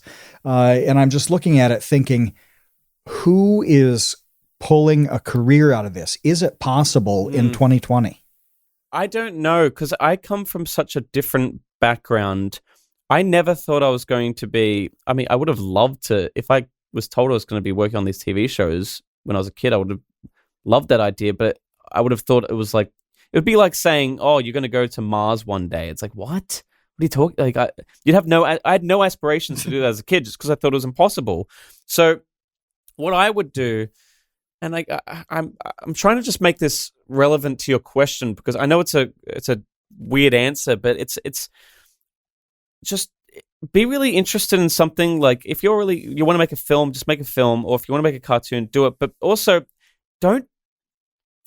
I think it's a benefit to not get stuck and think I need to be I'm working on Steven Universe. Like, please, like this is the thing I need to do. Otherwise I'm fucked. I mean nothing. This is my identity. This is the identity I built in my brain for myself because all my friends are storyboard artists and they work on Steven Universe. Like, having that goal is great, but it can also blind you to what you really want to do.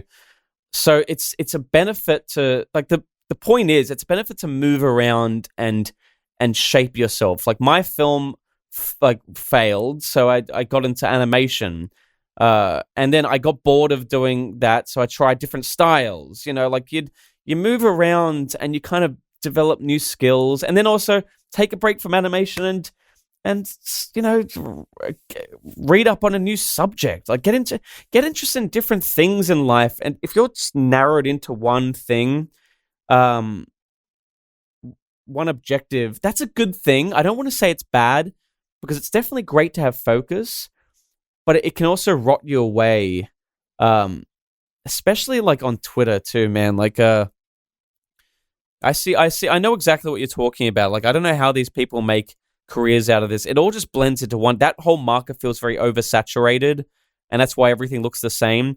I'll say this: if you're getting sick of that, environment, it's making you depressed, and you feel like other people are better animators than you. You feel like you're just in a sea of like so much competition. Just take a step back and like hug your mum or something, or like get into like French cinema, or like go on a hike, go on a vacation with your friends, see your friends more, get into a whole different type of art form.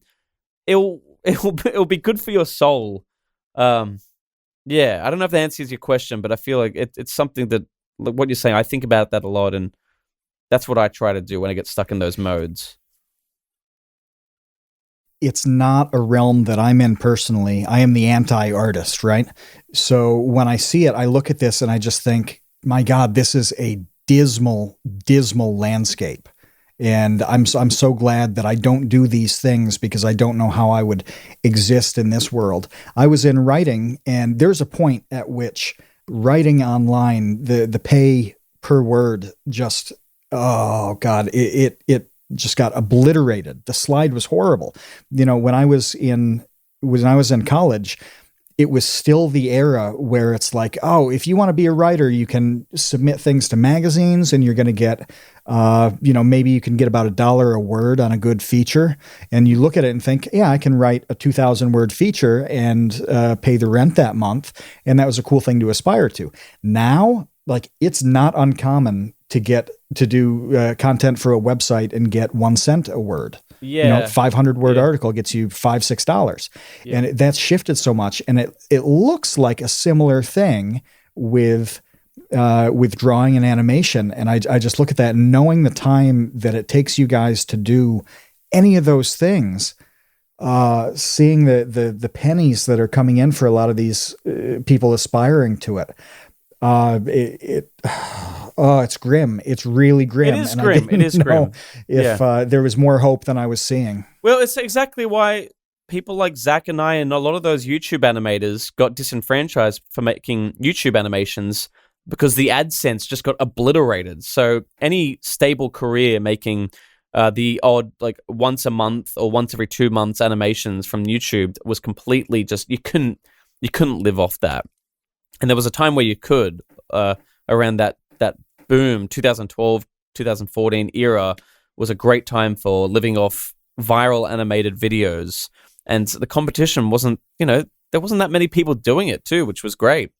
Now, it's such a different landscape that I don't even feel like I can comment on it, because I look at, it just feels like there's so many more animators, so many more artists, especially on Twitter, which is just, man, it's just a fucking cesspool. I would love to delete my Twitter if I feel like, doing what I do, you've kind of have to have some kind of activity there. But yeah, making a living with this stuff, I don't know how to give advice on it, because my path to this was so all over the place. That's why I was saying before, don't get stuck into one mode, move around, because you never know what you're going to end up at.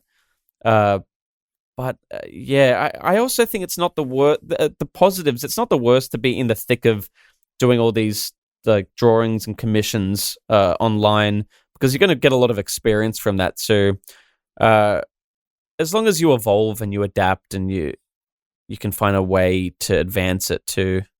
I don't know.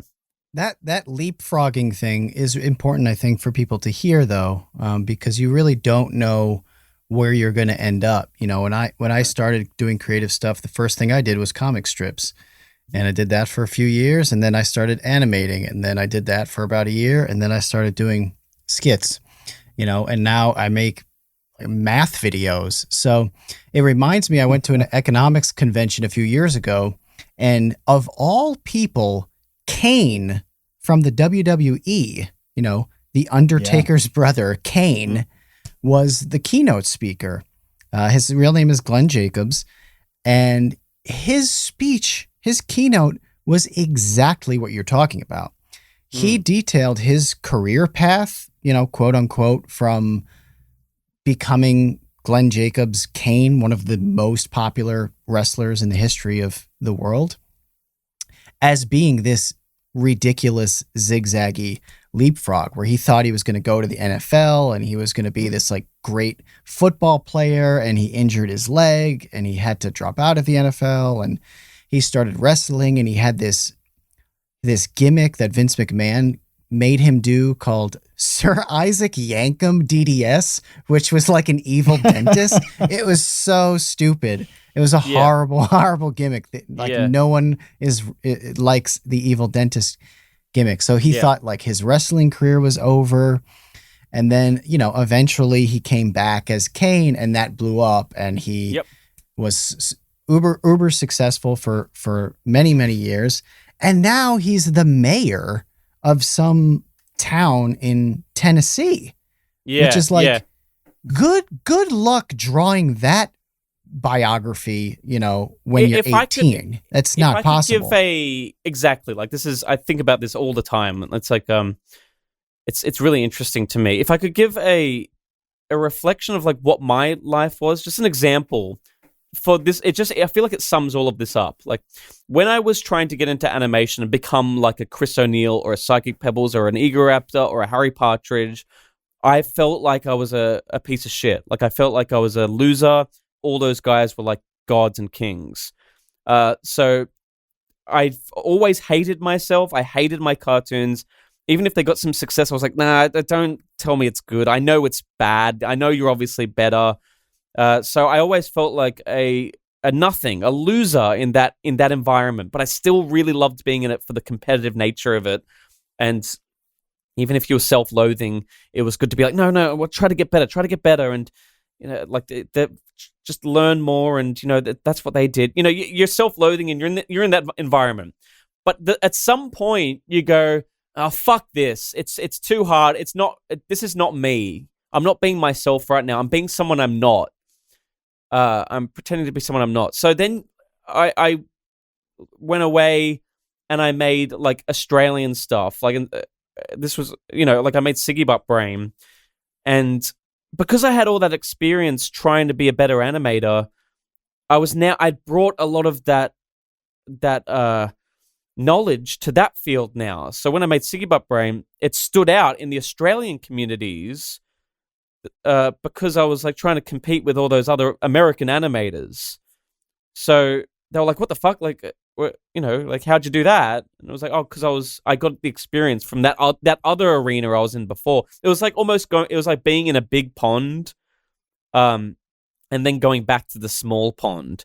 I think it's a benefit to do that a lot in life, like jump around from pond to pond, because then you bring the skills back home. It's like it'd be like if you worked in New York City, and you're like learning everything from Wall Street. You're like a Wall Street guy, and then you go back to your small town in Pennsylvania, and your mum and dad are like, "What the fuck? Like, you seem so confident now. You seem like you're like, oh my god, can you do my taxes? Like, oh wow, like son, you're like, you seem like you've really evolved." And it's because you've been in the fire pit. You didn't even realize that you were growing, but you were. And it's like this weird. It's a contradiction, because that's all that self-loathing and thinking you suck is actually making you better. So yeah, I don't know what that is, like what, and if I can sum that up with a nice little analogy point, but I just keep trying. I guess it can just be boiled down to just keep working hard, and you'll be surprised what happens. Yeah, a little bit of imposter syndrome, it sounded like, and fighting through that definitely, I think, can be hard for anybody doing anything, whether you're trying to be creative or trying to be an athlete or whatever. Yeah. I'm hoping, I mean, I don't know if that's just me. I definitely get that a lot. It's always trying to just be better, like get better at something, but also just hating yourself too. Like, I don't know what it is, but I don't hate myself that much. I'm pretty comfortable with who I am. No, but it's good to be your own worst critic at times, for sure. Yeah, totally. I do think it's a big benefit to getting better at a skill.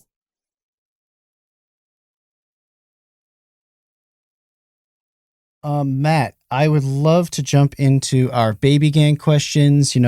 I'm sure they're burning.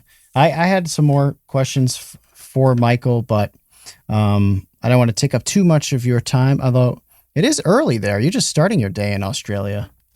Yeah, I've got all the time in the world. This is still morning time for me. It's not even lunch. No. Did you have anything, Kevin, that you wanted to hit on before we did these? Yes. I see you it was pouring over your files. I know my files.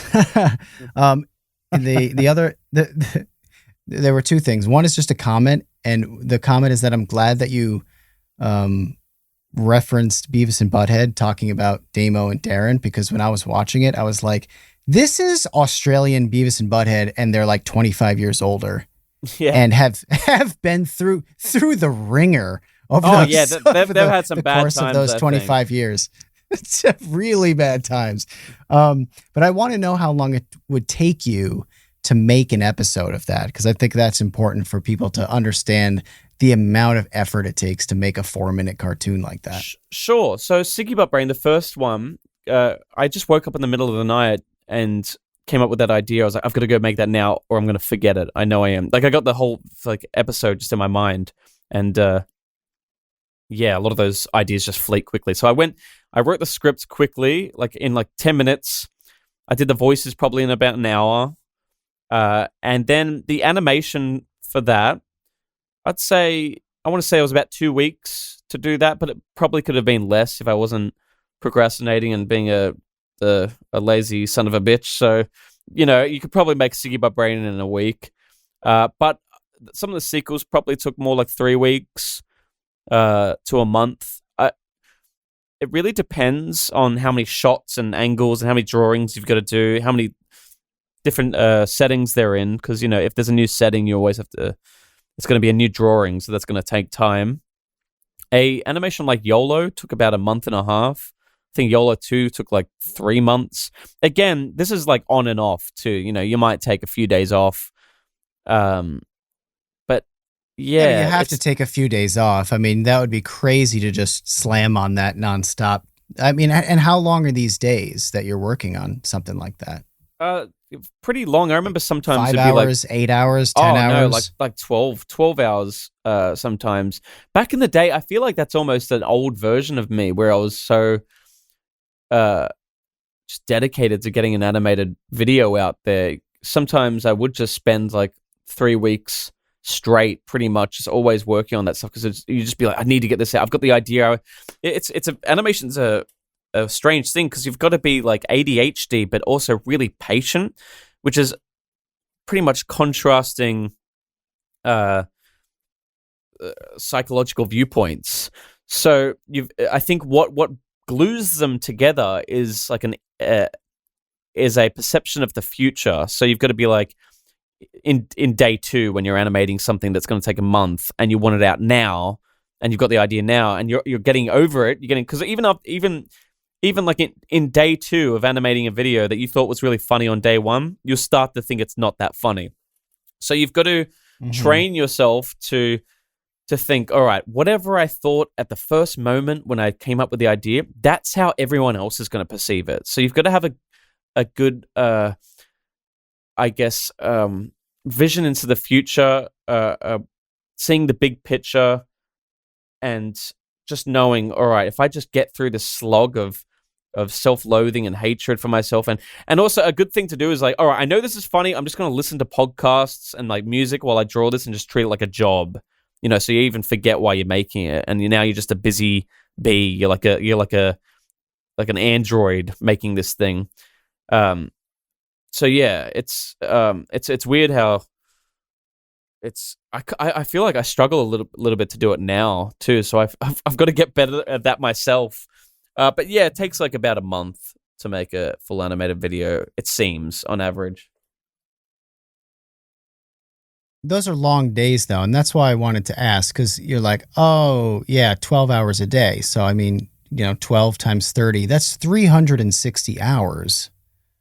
Yeah. to make a 4-minute thing. But That's also, a lot like, of work. It's for me. I don't want to speak for other people because I'm sure they're much more diligent than me. But that could also be like you're sitting there animating like a background, and then you're watching a video, and then like you'll find yourself just watching that for an hour, and then you're like you've just like sunk an hour of work. So you kind of you balance back and forth between being productive and wasting time. At least I do. I try to get better at that, but god damn, it's hard. Yeah, but it is a lot of time. This stuff takes a lot of time. I think that's totally normal. I think it's totally normal to have to take mental breaks on stuff like that. And it's interesting that you say you have to kind of trust your initial instinct that the thing was funny, and it is still funny because it takes so long to see that joke created. I just never thought about it like that. So I think that's a really interesting it's aspect tough. of like the struggle of animation. Like I say, is you've just got to, because it is two contrasting things, like thinking something's really funny and then also being really impatient with getting it done. You've just got to have that golden little chip in your brain that's like, all right, fuck your self-loathing, fuck your critical thinking about this, just make it, and then it'll be good. Trust me. Like, you trust your previous self that's dead now. You can't even remember why it's funny. That it really is like that. You'll be like halfway into something and just be like, what the fuck is this? Like, this is just a dumb idea. You're just going to be like, no, just trust the initial thing. It's all going to be fine. I'm trying to remember before we get to our our baby gang questions. I'm trying to remember of what Matt, do you remember exactly how I phrased the question to Zach when he was first on, asking him to make up a show on the spot? Do you remember that? I don't remember the phrasing. Yeah, it was something like this, and I'll try to recreate it the best I can. All right, so if you came up with a show right now on the spot that one of our listeners listening to the podcast is going to then animate your description of it, what would it be? Can be anything, any character, any scenario, anything. Just brain dump. Let's see. I would make it as, let's call him Mr. Bluegill, and he lives in Australia. And he lives in probably the worst part of Australia because it's the only part that's actually war-torn. There's a civil war in this little town called Gubblagoo, and he lives there. And it's really bad because everywhere else in Australia is peaceful except this small town of, it's only about 16 people, but they've been warring for about 100 years now over territory and a lot of other stuff that is hard to get into. So his life of how he's struggling to get by just in this awful little town, this hellhole that he's growing up in, and he can't get out too. That's the other thing. You know, it's fenced off. If you grow up here, you have to live and die here and choose a faction to fight for. So yeah, that'd be a show I can see running for probably about only like 3 seasons. But I think it would have a really good like finale that could be like a 2-hour type epic where we could even see the war end finally. Does he die in the war, or does he just die of? You'll have to find age? out. Like, I think what he is the end? changes sides a few times. I think he also does like a Scarface thing where he goes up the ranks and like similar to like Barry Lyndon, how he just fell into the ranks of a different army, and then he defected and came back, and then he's a war hero. I think this guy like saved his lieutenant that hated him. Because he thought he was just a pathetic little beta male, like a little short, like 5'2" thing. He actually saved him on the on the battleground. So now the lieutenant thinks he's cool and gave him the Medal of Honor. So I think he just goes up the ranks like that. He does have like a Scarface ending. I think at the end he's at the top and realizes it was all for this. It was just all for power, and this war is just going on for other people's interests. And I think you'll have to watch the finale to see what happens there, but I think it's going to be pretty exciting. What's his name? Bloogle from Blongorang? I can't even remember the town or the character's name. But we can just call it the epic war of Australia. The town was Gobblagoo. And really? As soon as you said that, I immediately thought, of like the types of towns that you have in your cartoons are always named things like that. Is that? I didn't know. Being an ignorant American of Australia, I was like, are Australian towns named things like Gobblagoo? Kinda. I mean, that's probably not the best example. Wollongong is where I'm from, the town I'm from. We have a lot of like indigenous names in Australia that I guess we just used to call them the towns. I don't know how that worked, but it's weird because it's a mix of you'll find towns like there's like Queensland and New South Wales, but that'll be next to fucking Wollongong and Bundawang and that kind of shit. Those names, so which is great. I think it gives us a unique flavor.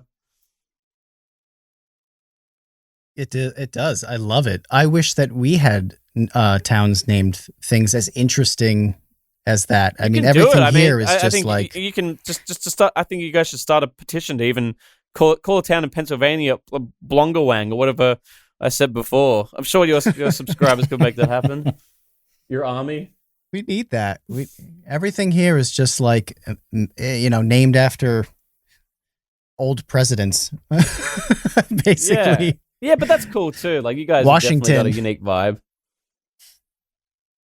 Yeah, I guess it's not all that different. Matt, do we have any questions to throw at Michael? We do. I'm trying to think of the order that we do these. First, I'll hit kudos. Have you been to Bendigo? I actually haven't. I know that they put a YOLO Crystal Fantasy billboard up there recently. And I never got anyone to take a picture of it for me. I think it's there. Adult Swim Center went there, but I myself have never been to Bendigo. I know it's a sin that I haven't seen the town that is so such a starring setting point in Bushworld Adventures. But I think I'm just I'll see how long I can go without going there. If they pay me to go for something, I might think about it.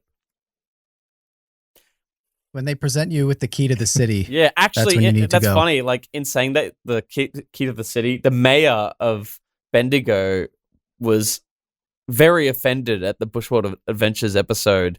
And she said it was there was like a newspaper article where she was asked, like, what do you think of the Rick and Morty episode in Bendigo? And she was like, I thought it was a quite inaccurate portrayal of our lovely town. Actually, I would have preferred if they mentioned the beautiful Easter show that we had recently, but they didn't do that, and I thought it was quite offensive.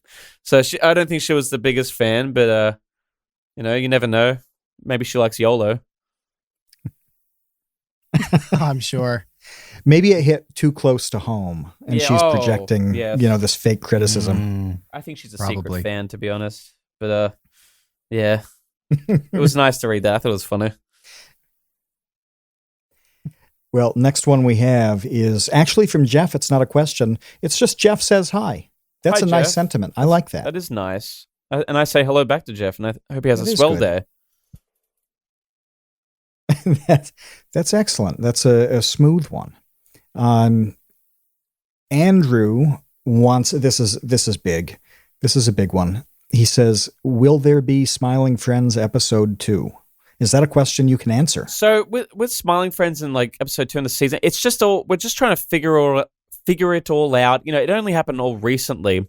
And I should say again, like YOLO Crystal Fantasy happening wasn't like, it doesn't mean that happens so Smiling Friends season 1 can't happen. That was in the works way before Smiling Friends. That's just a continuation from Bushworld Adventures.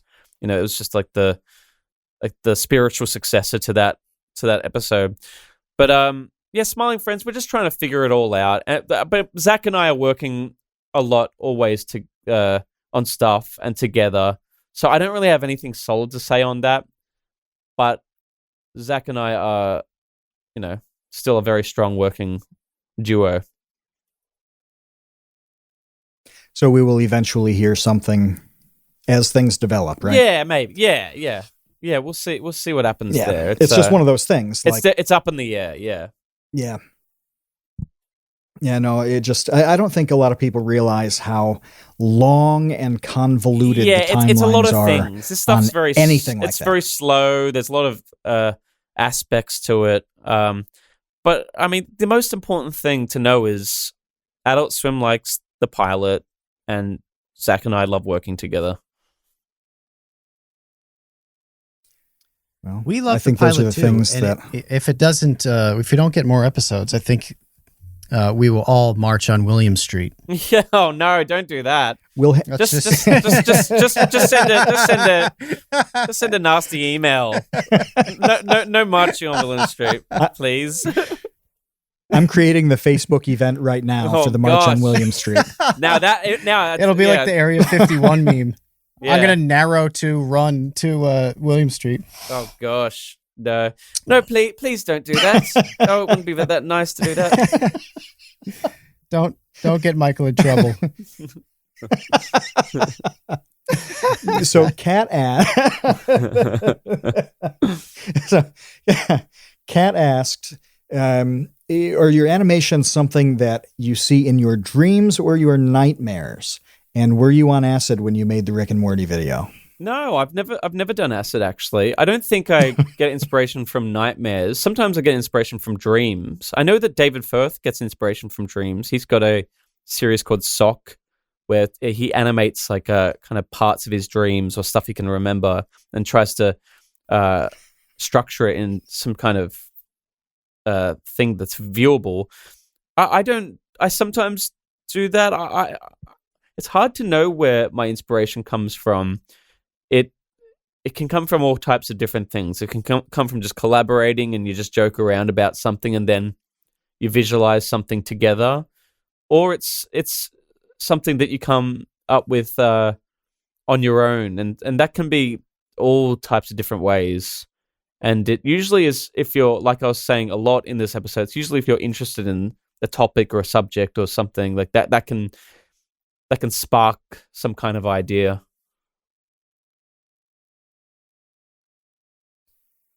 Well,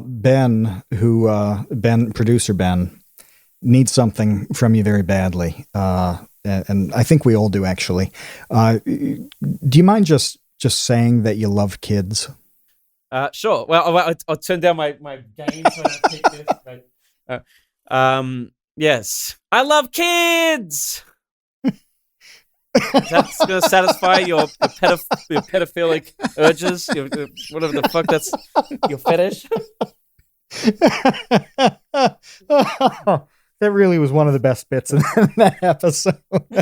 Yeah, people who haven't seen Smiling Friends, please understand that's from the show. I know. That's instantly what I thought about after.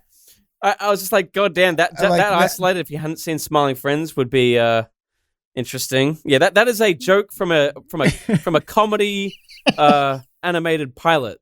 If you didn't know that, not something I think or endorse in any way. I do love kids, but in a very platonic way, in a I'd say a very wholesome way. So, yeah, I love kids. Good. Good. And Ben, Ben said I'm going to edit out the context, but Oh God! Marching on William Street, and that I think I'm done. I think this is the podcast that killed my career. I was waiting for it. I knew it was coming soon.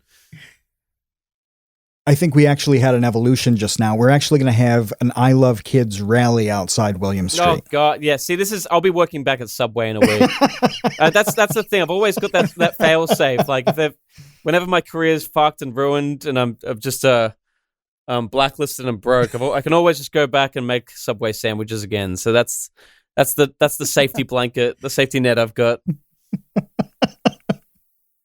I mean, not always. Jared Fogel's not making any Subway sandwiches anytime, sure, you know what? too. Just, then just maybe to I'll kind just of tie a couple homeless. topics together. Yeah, maybe I'll just I'll just die and be homeless instead and have no safety net. I'll just become the characters out of Damo and Darren instead. Asking for ciggies on the street. Do you have you've got to have a weird Subway story, like one, like a 30-second one that's like the weirdest sandwich you ever had to make. Kudos mentioned that in the chat, but something strange had to have happened at Subway once, right? I remember, I can rattle off a few times. I remember once I was in a lunch rush and I got a knife and like tried to cut open mayonnaise, and I did it so quickly that I sliced my hand and blood went everywhere. And like over like vegetables and everything, and I was like, all the people just looking at me, and I just had to like run into the back and like bandage it up, and it just kept bleeding. So I just remember slicing my hand really badly. I remember, I remember falling over in front of everybody because the ground was wet, and I was like, I can't go back out there. I can't go out. So I refused to work just because I was so embarrassed. I didn't want to go back and face all the people that just saw me fall down like an idiot. Oh God, Subway. Yeah, that was a whole other life. You'd get. I mean, to be honest, it wasn't that entertaining or story worthy. It was just making sandwiches, but it's good to work those jobs. You bled all over vegetables. Yeah, that was all like right. That's pretty good. Yeah, it's enough, I think. James, who has a mate that is, quote, always pocketing me lighters, wants to know about your beef with Yabbies. Yabbies is... I've got no beef at all with Yabbies. Yabbies was just floating around in my mind because I used to go camping with my dad and my uncle out in a small town in Victoria. I know it sounds really weird on paper now, doesn't it? Going camping as a 10-year-old out with like two grown men, but it was actually really wholesome and cool. Like they'd get drunk while I just sat there reading. I used to take like history books.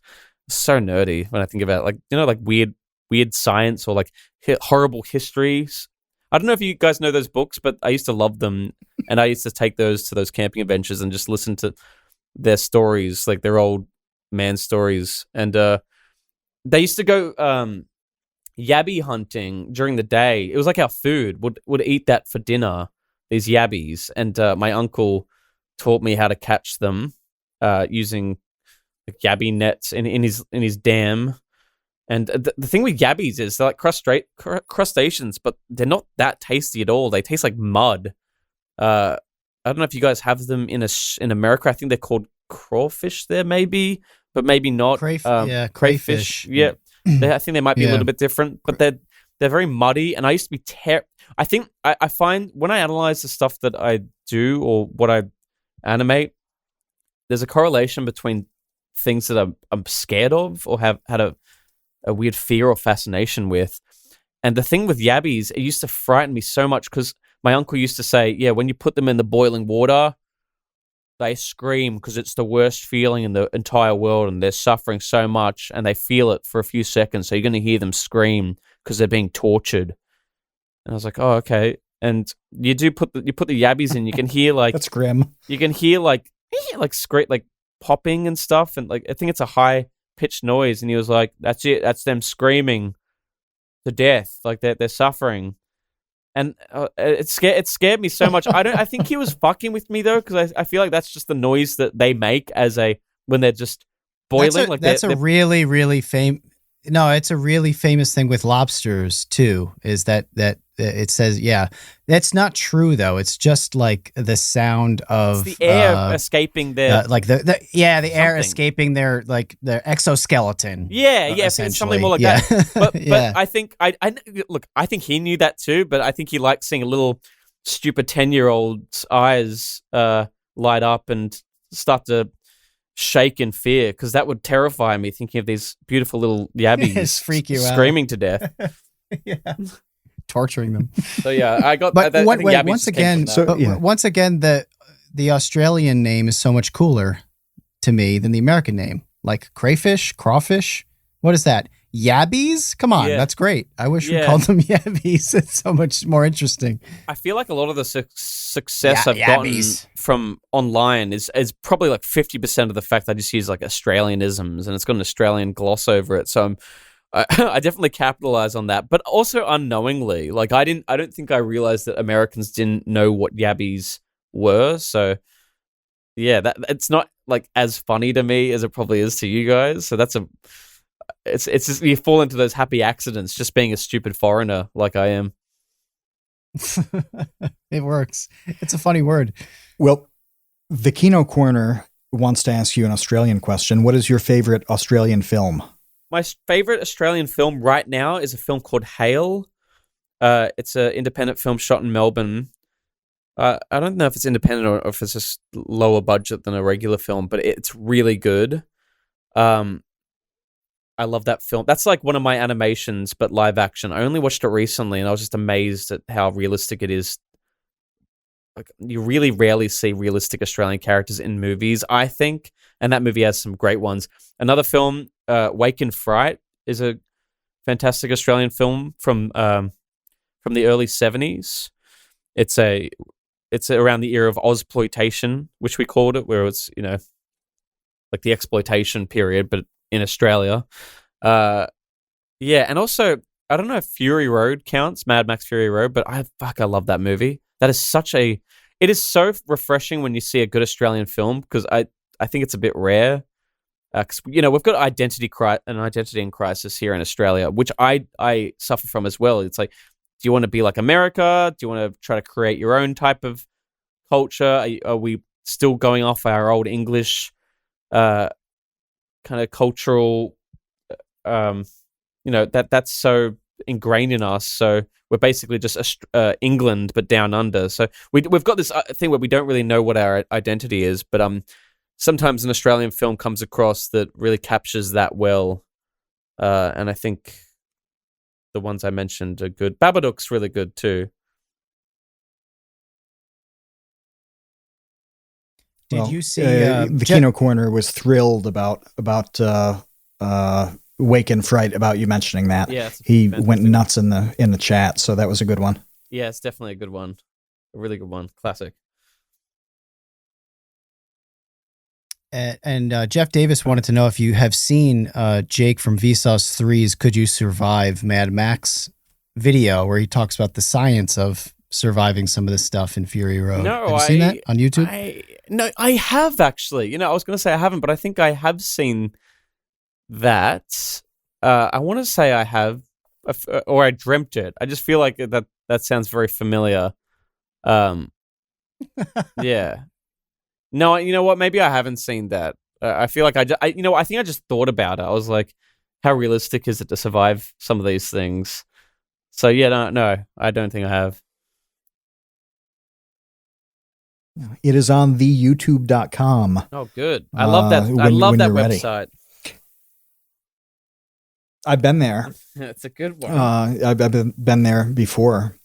Conrad 500 is asking for any anime recommendations or favorite anime, if that's a genre you're into. I'm definitely not a anime guy. I don't have any objection to anime, but I just don't gravitate to it for some reason. I've been told that Neon Genesis is a anime to check out. I've been yet to do that. One day I will, and when I watch that, I'll definitely recommend it back to you. So that's it. I recommend if it you're to not myself. an anime guy, because I love Neon Genesis Evangelion. Yeah, I've watched it so many times. Yeah, it's so good. It's amazing. I think so. It's definitely one of my favorites. It's been sitting on my list for a long time. So yeah, I'll get around to it. I'll get straight back to you with my review. Even watching it, the original series more so than the newer movies, for sure. But I would say it's worth watching just to know how weird it ends. Yeah, everyone says that. I won't spoil anything beyond that, but it's worth watching because it's such a unique ending and such a memorable, weird way that show ends. And reading about why it ended that way is fascinating. So if you want to talk about going down one of your wormholes. That's a good wormhole, man. It's a good wormhole. Sure. It's funny. I'm hearing that a lot, so there must be a lot of validity to that. I'll check it. I've got to check out Neon Genesis. I'll do it. I'll do it very soon. I might even do it today. I might start. So I'll let you know. Well, we have two more, one substantial, one epic. Chinchilla asked what, if you had to distill it down, what the main inspirations behind your art style were.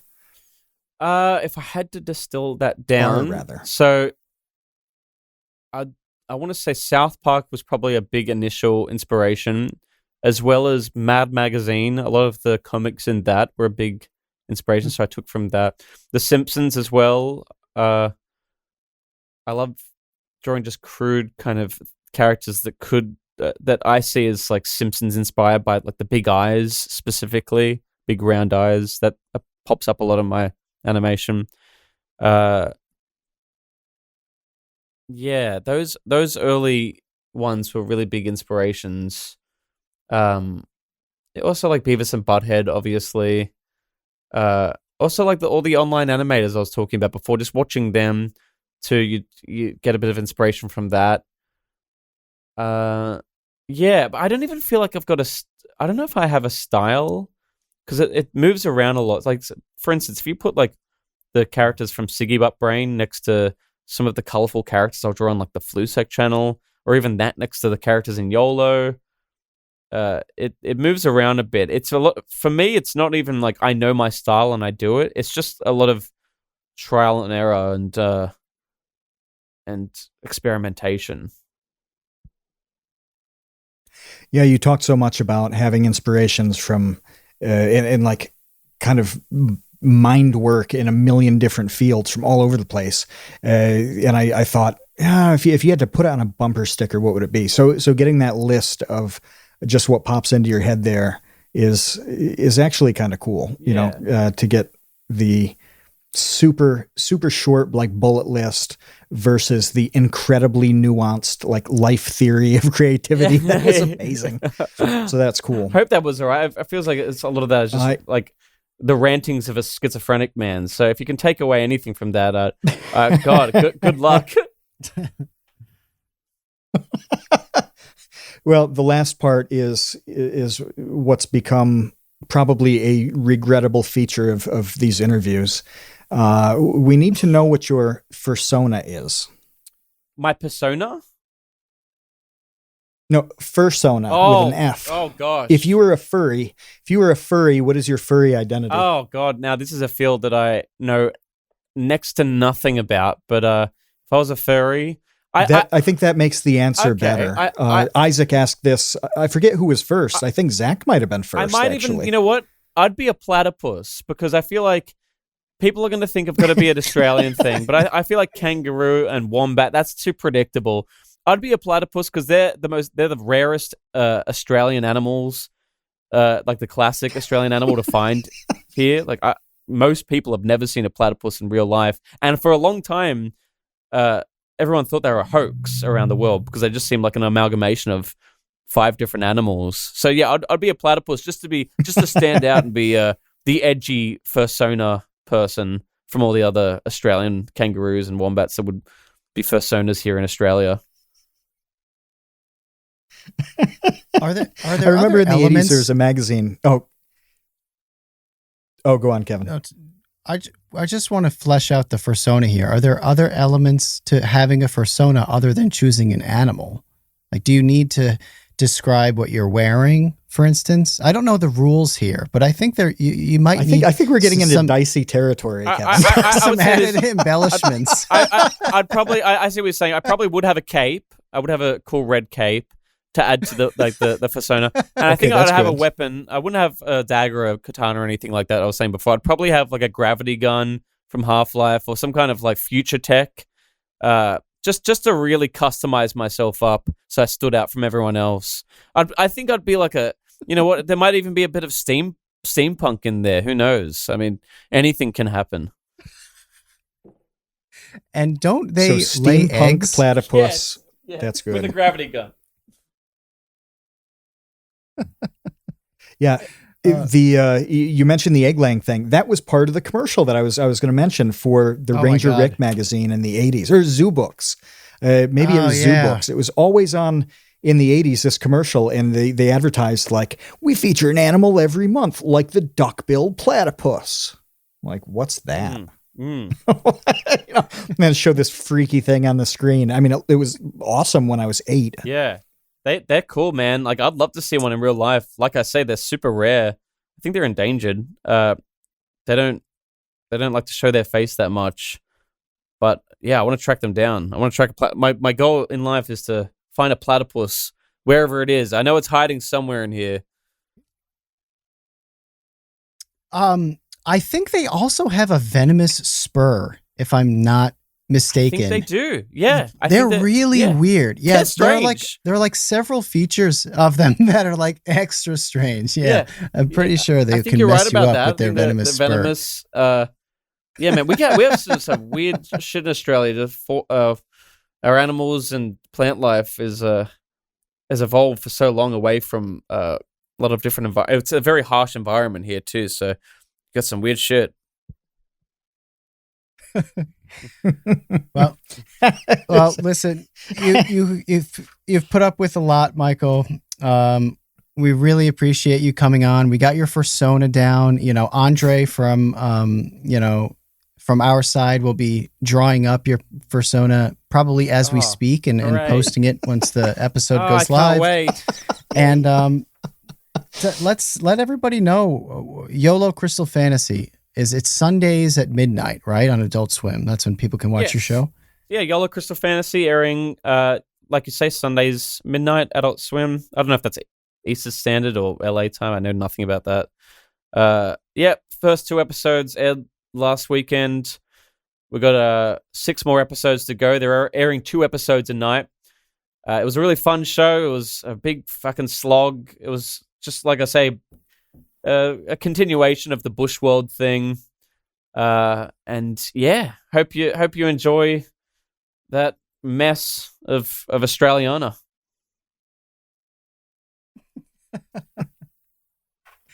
I enjoy it thoroughly. Between YOLO and the projects that we may see more of, like Smiling Friends, like you've got a lot of different things going on, and it sounds like you're going to have quite a few things just perpetually going on forever here. Yeah, so very busy. I'm excited to see what bizarre thing happens. Very busy, very excited to be doing all this stuff. I feel incredibly lucky, and I love doing it. So yeah, I'll be pumping out this garbage by myself and with Zach and with whoever else for a while now, I reckon. And yeah, it's fun. I'm enjoying it. I'd love to see YOLO Crystal Fantasy, the feature film, someday. Ooh. Someday. I know you got it in you. Maybe, yeah. It's in there. That'll be. I kind of treated season 1 like not like a film, but it's just because I like the storyboarding aspect. I like to kind of see. I guess it happens with me all the time. If I'm doing something solo, I do picture it live action first, then I just try to pull that into the animation world. Actually, in fact, I'd love to get into live action filmmaking after all of this. I still love that world so much. I just love art, man. That's, if you can sum me down, I love it. I love all this crazy stuff. It's just so fun. I'm an artiste. Well, hey, and that's that why you worked got out. bullied. Exactly. The going from animation to live action worked for Mike Judge, man. Office Space is hilarious. I love that He's movie. a huge inspiration for me, and that happens a lot to me as well, where I'll want to do something, and I'm like, I can't do that because I'm the Australian animator guy. And then, like, a good example is like Filthy Frank. He was Filthy Frank for so long. He created that identity. Yeah. Then he fucking fantastically jumped to Joji. It's amazing. That's a huge inspiration to me. I love to see people doing that. It's so hard, but it's doable to just do a 180 in your career and reinvent yourself, or just get invested in a whole different type of art form. Yeah, it's amazing.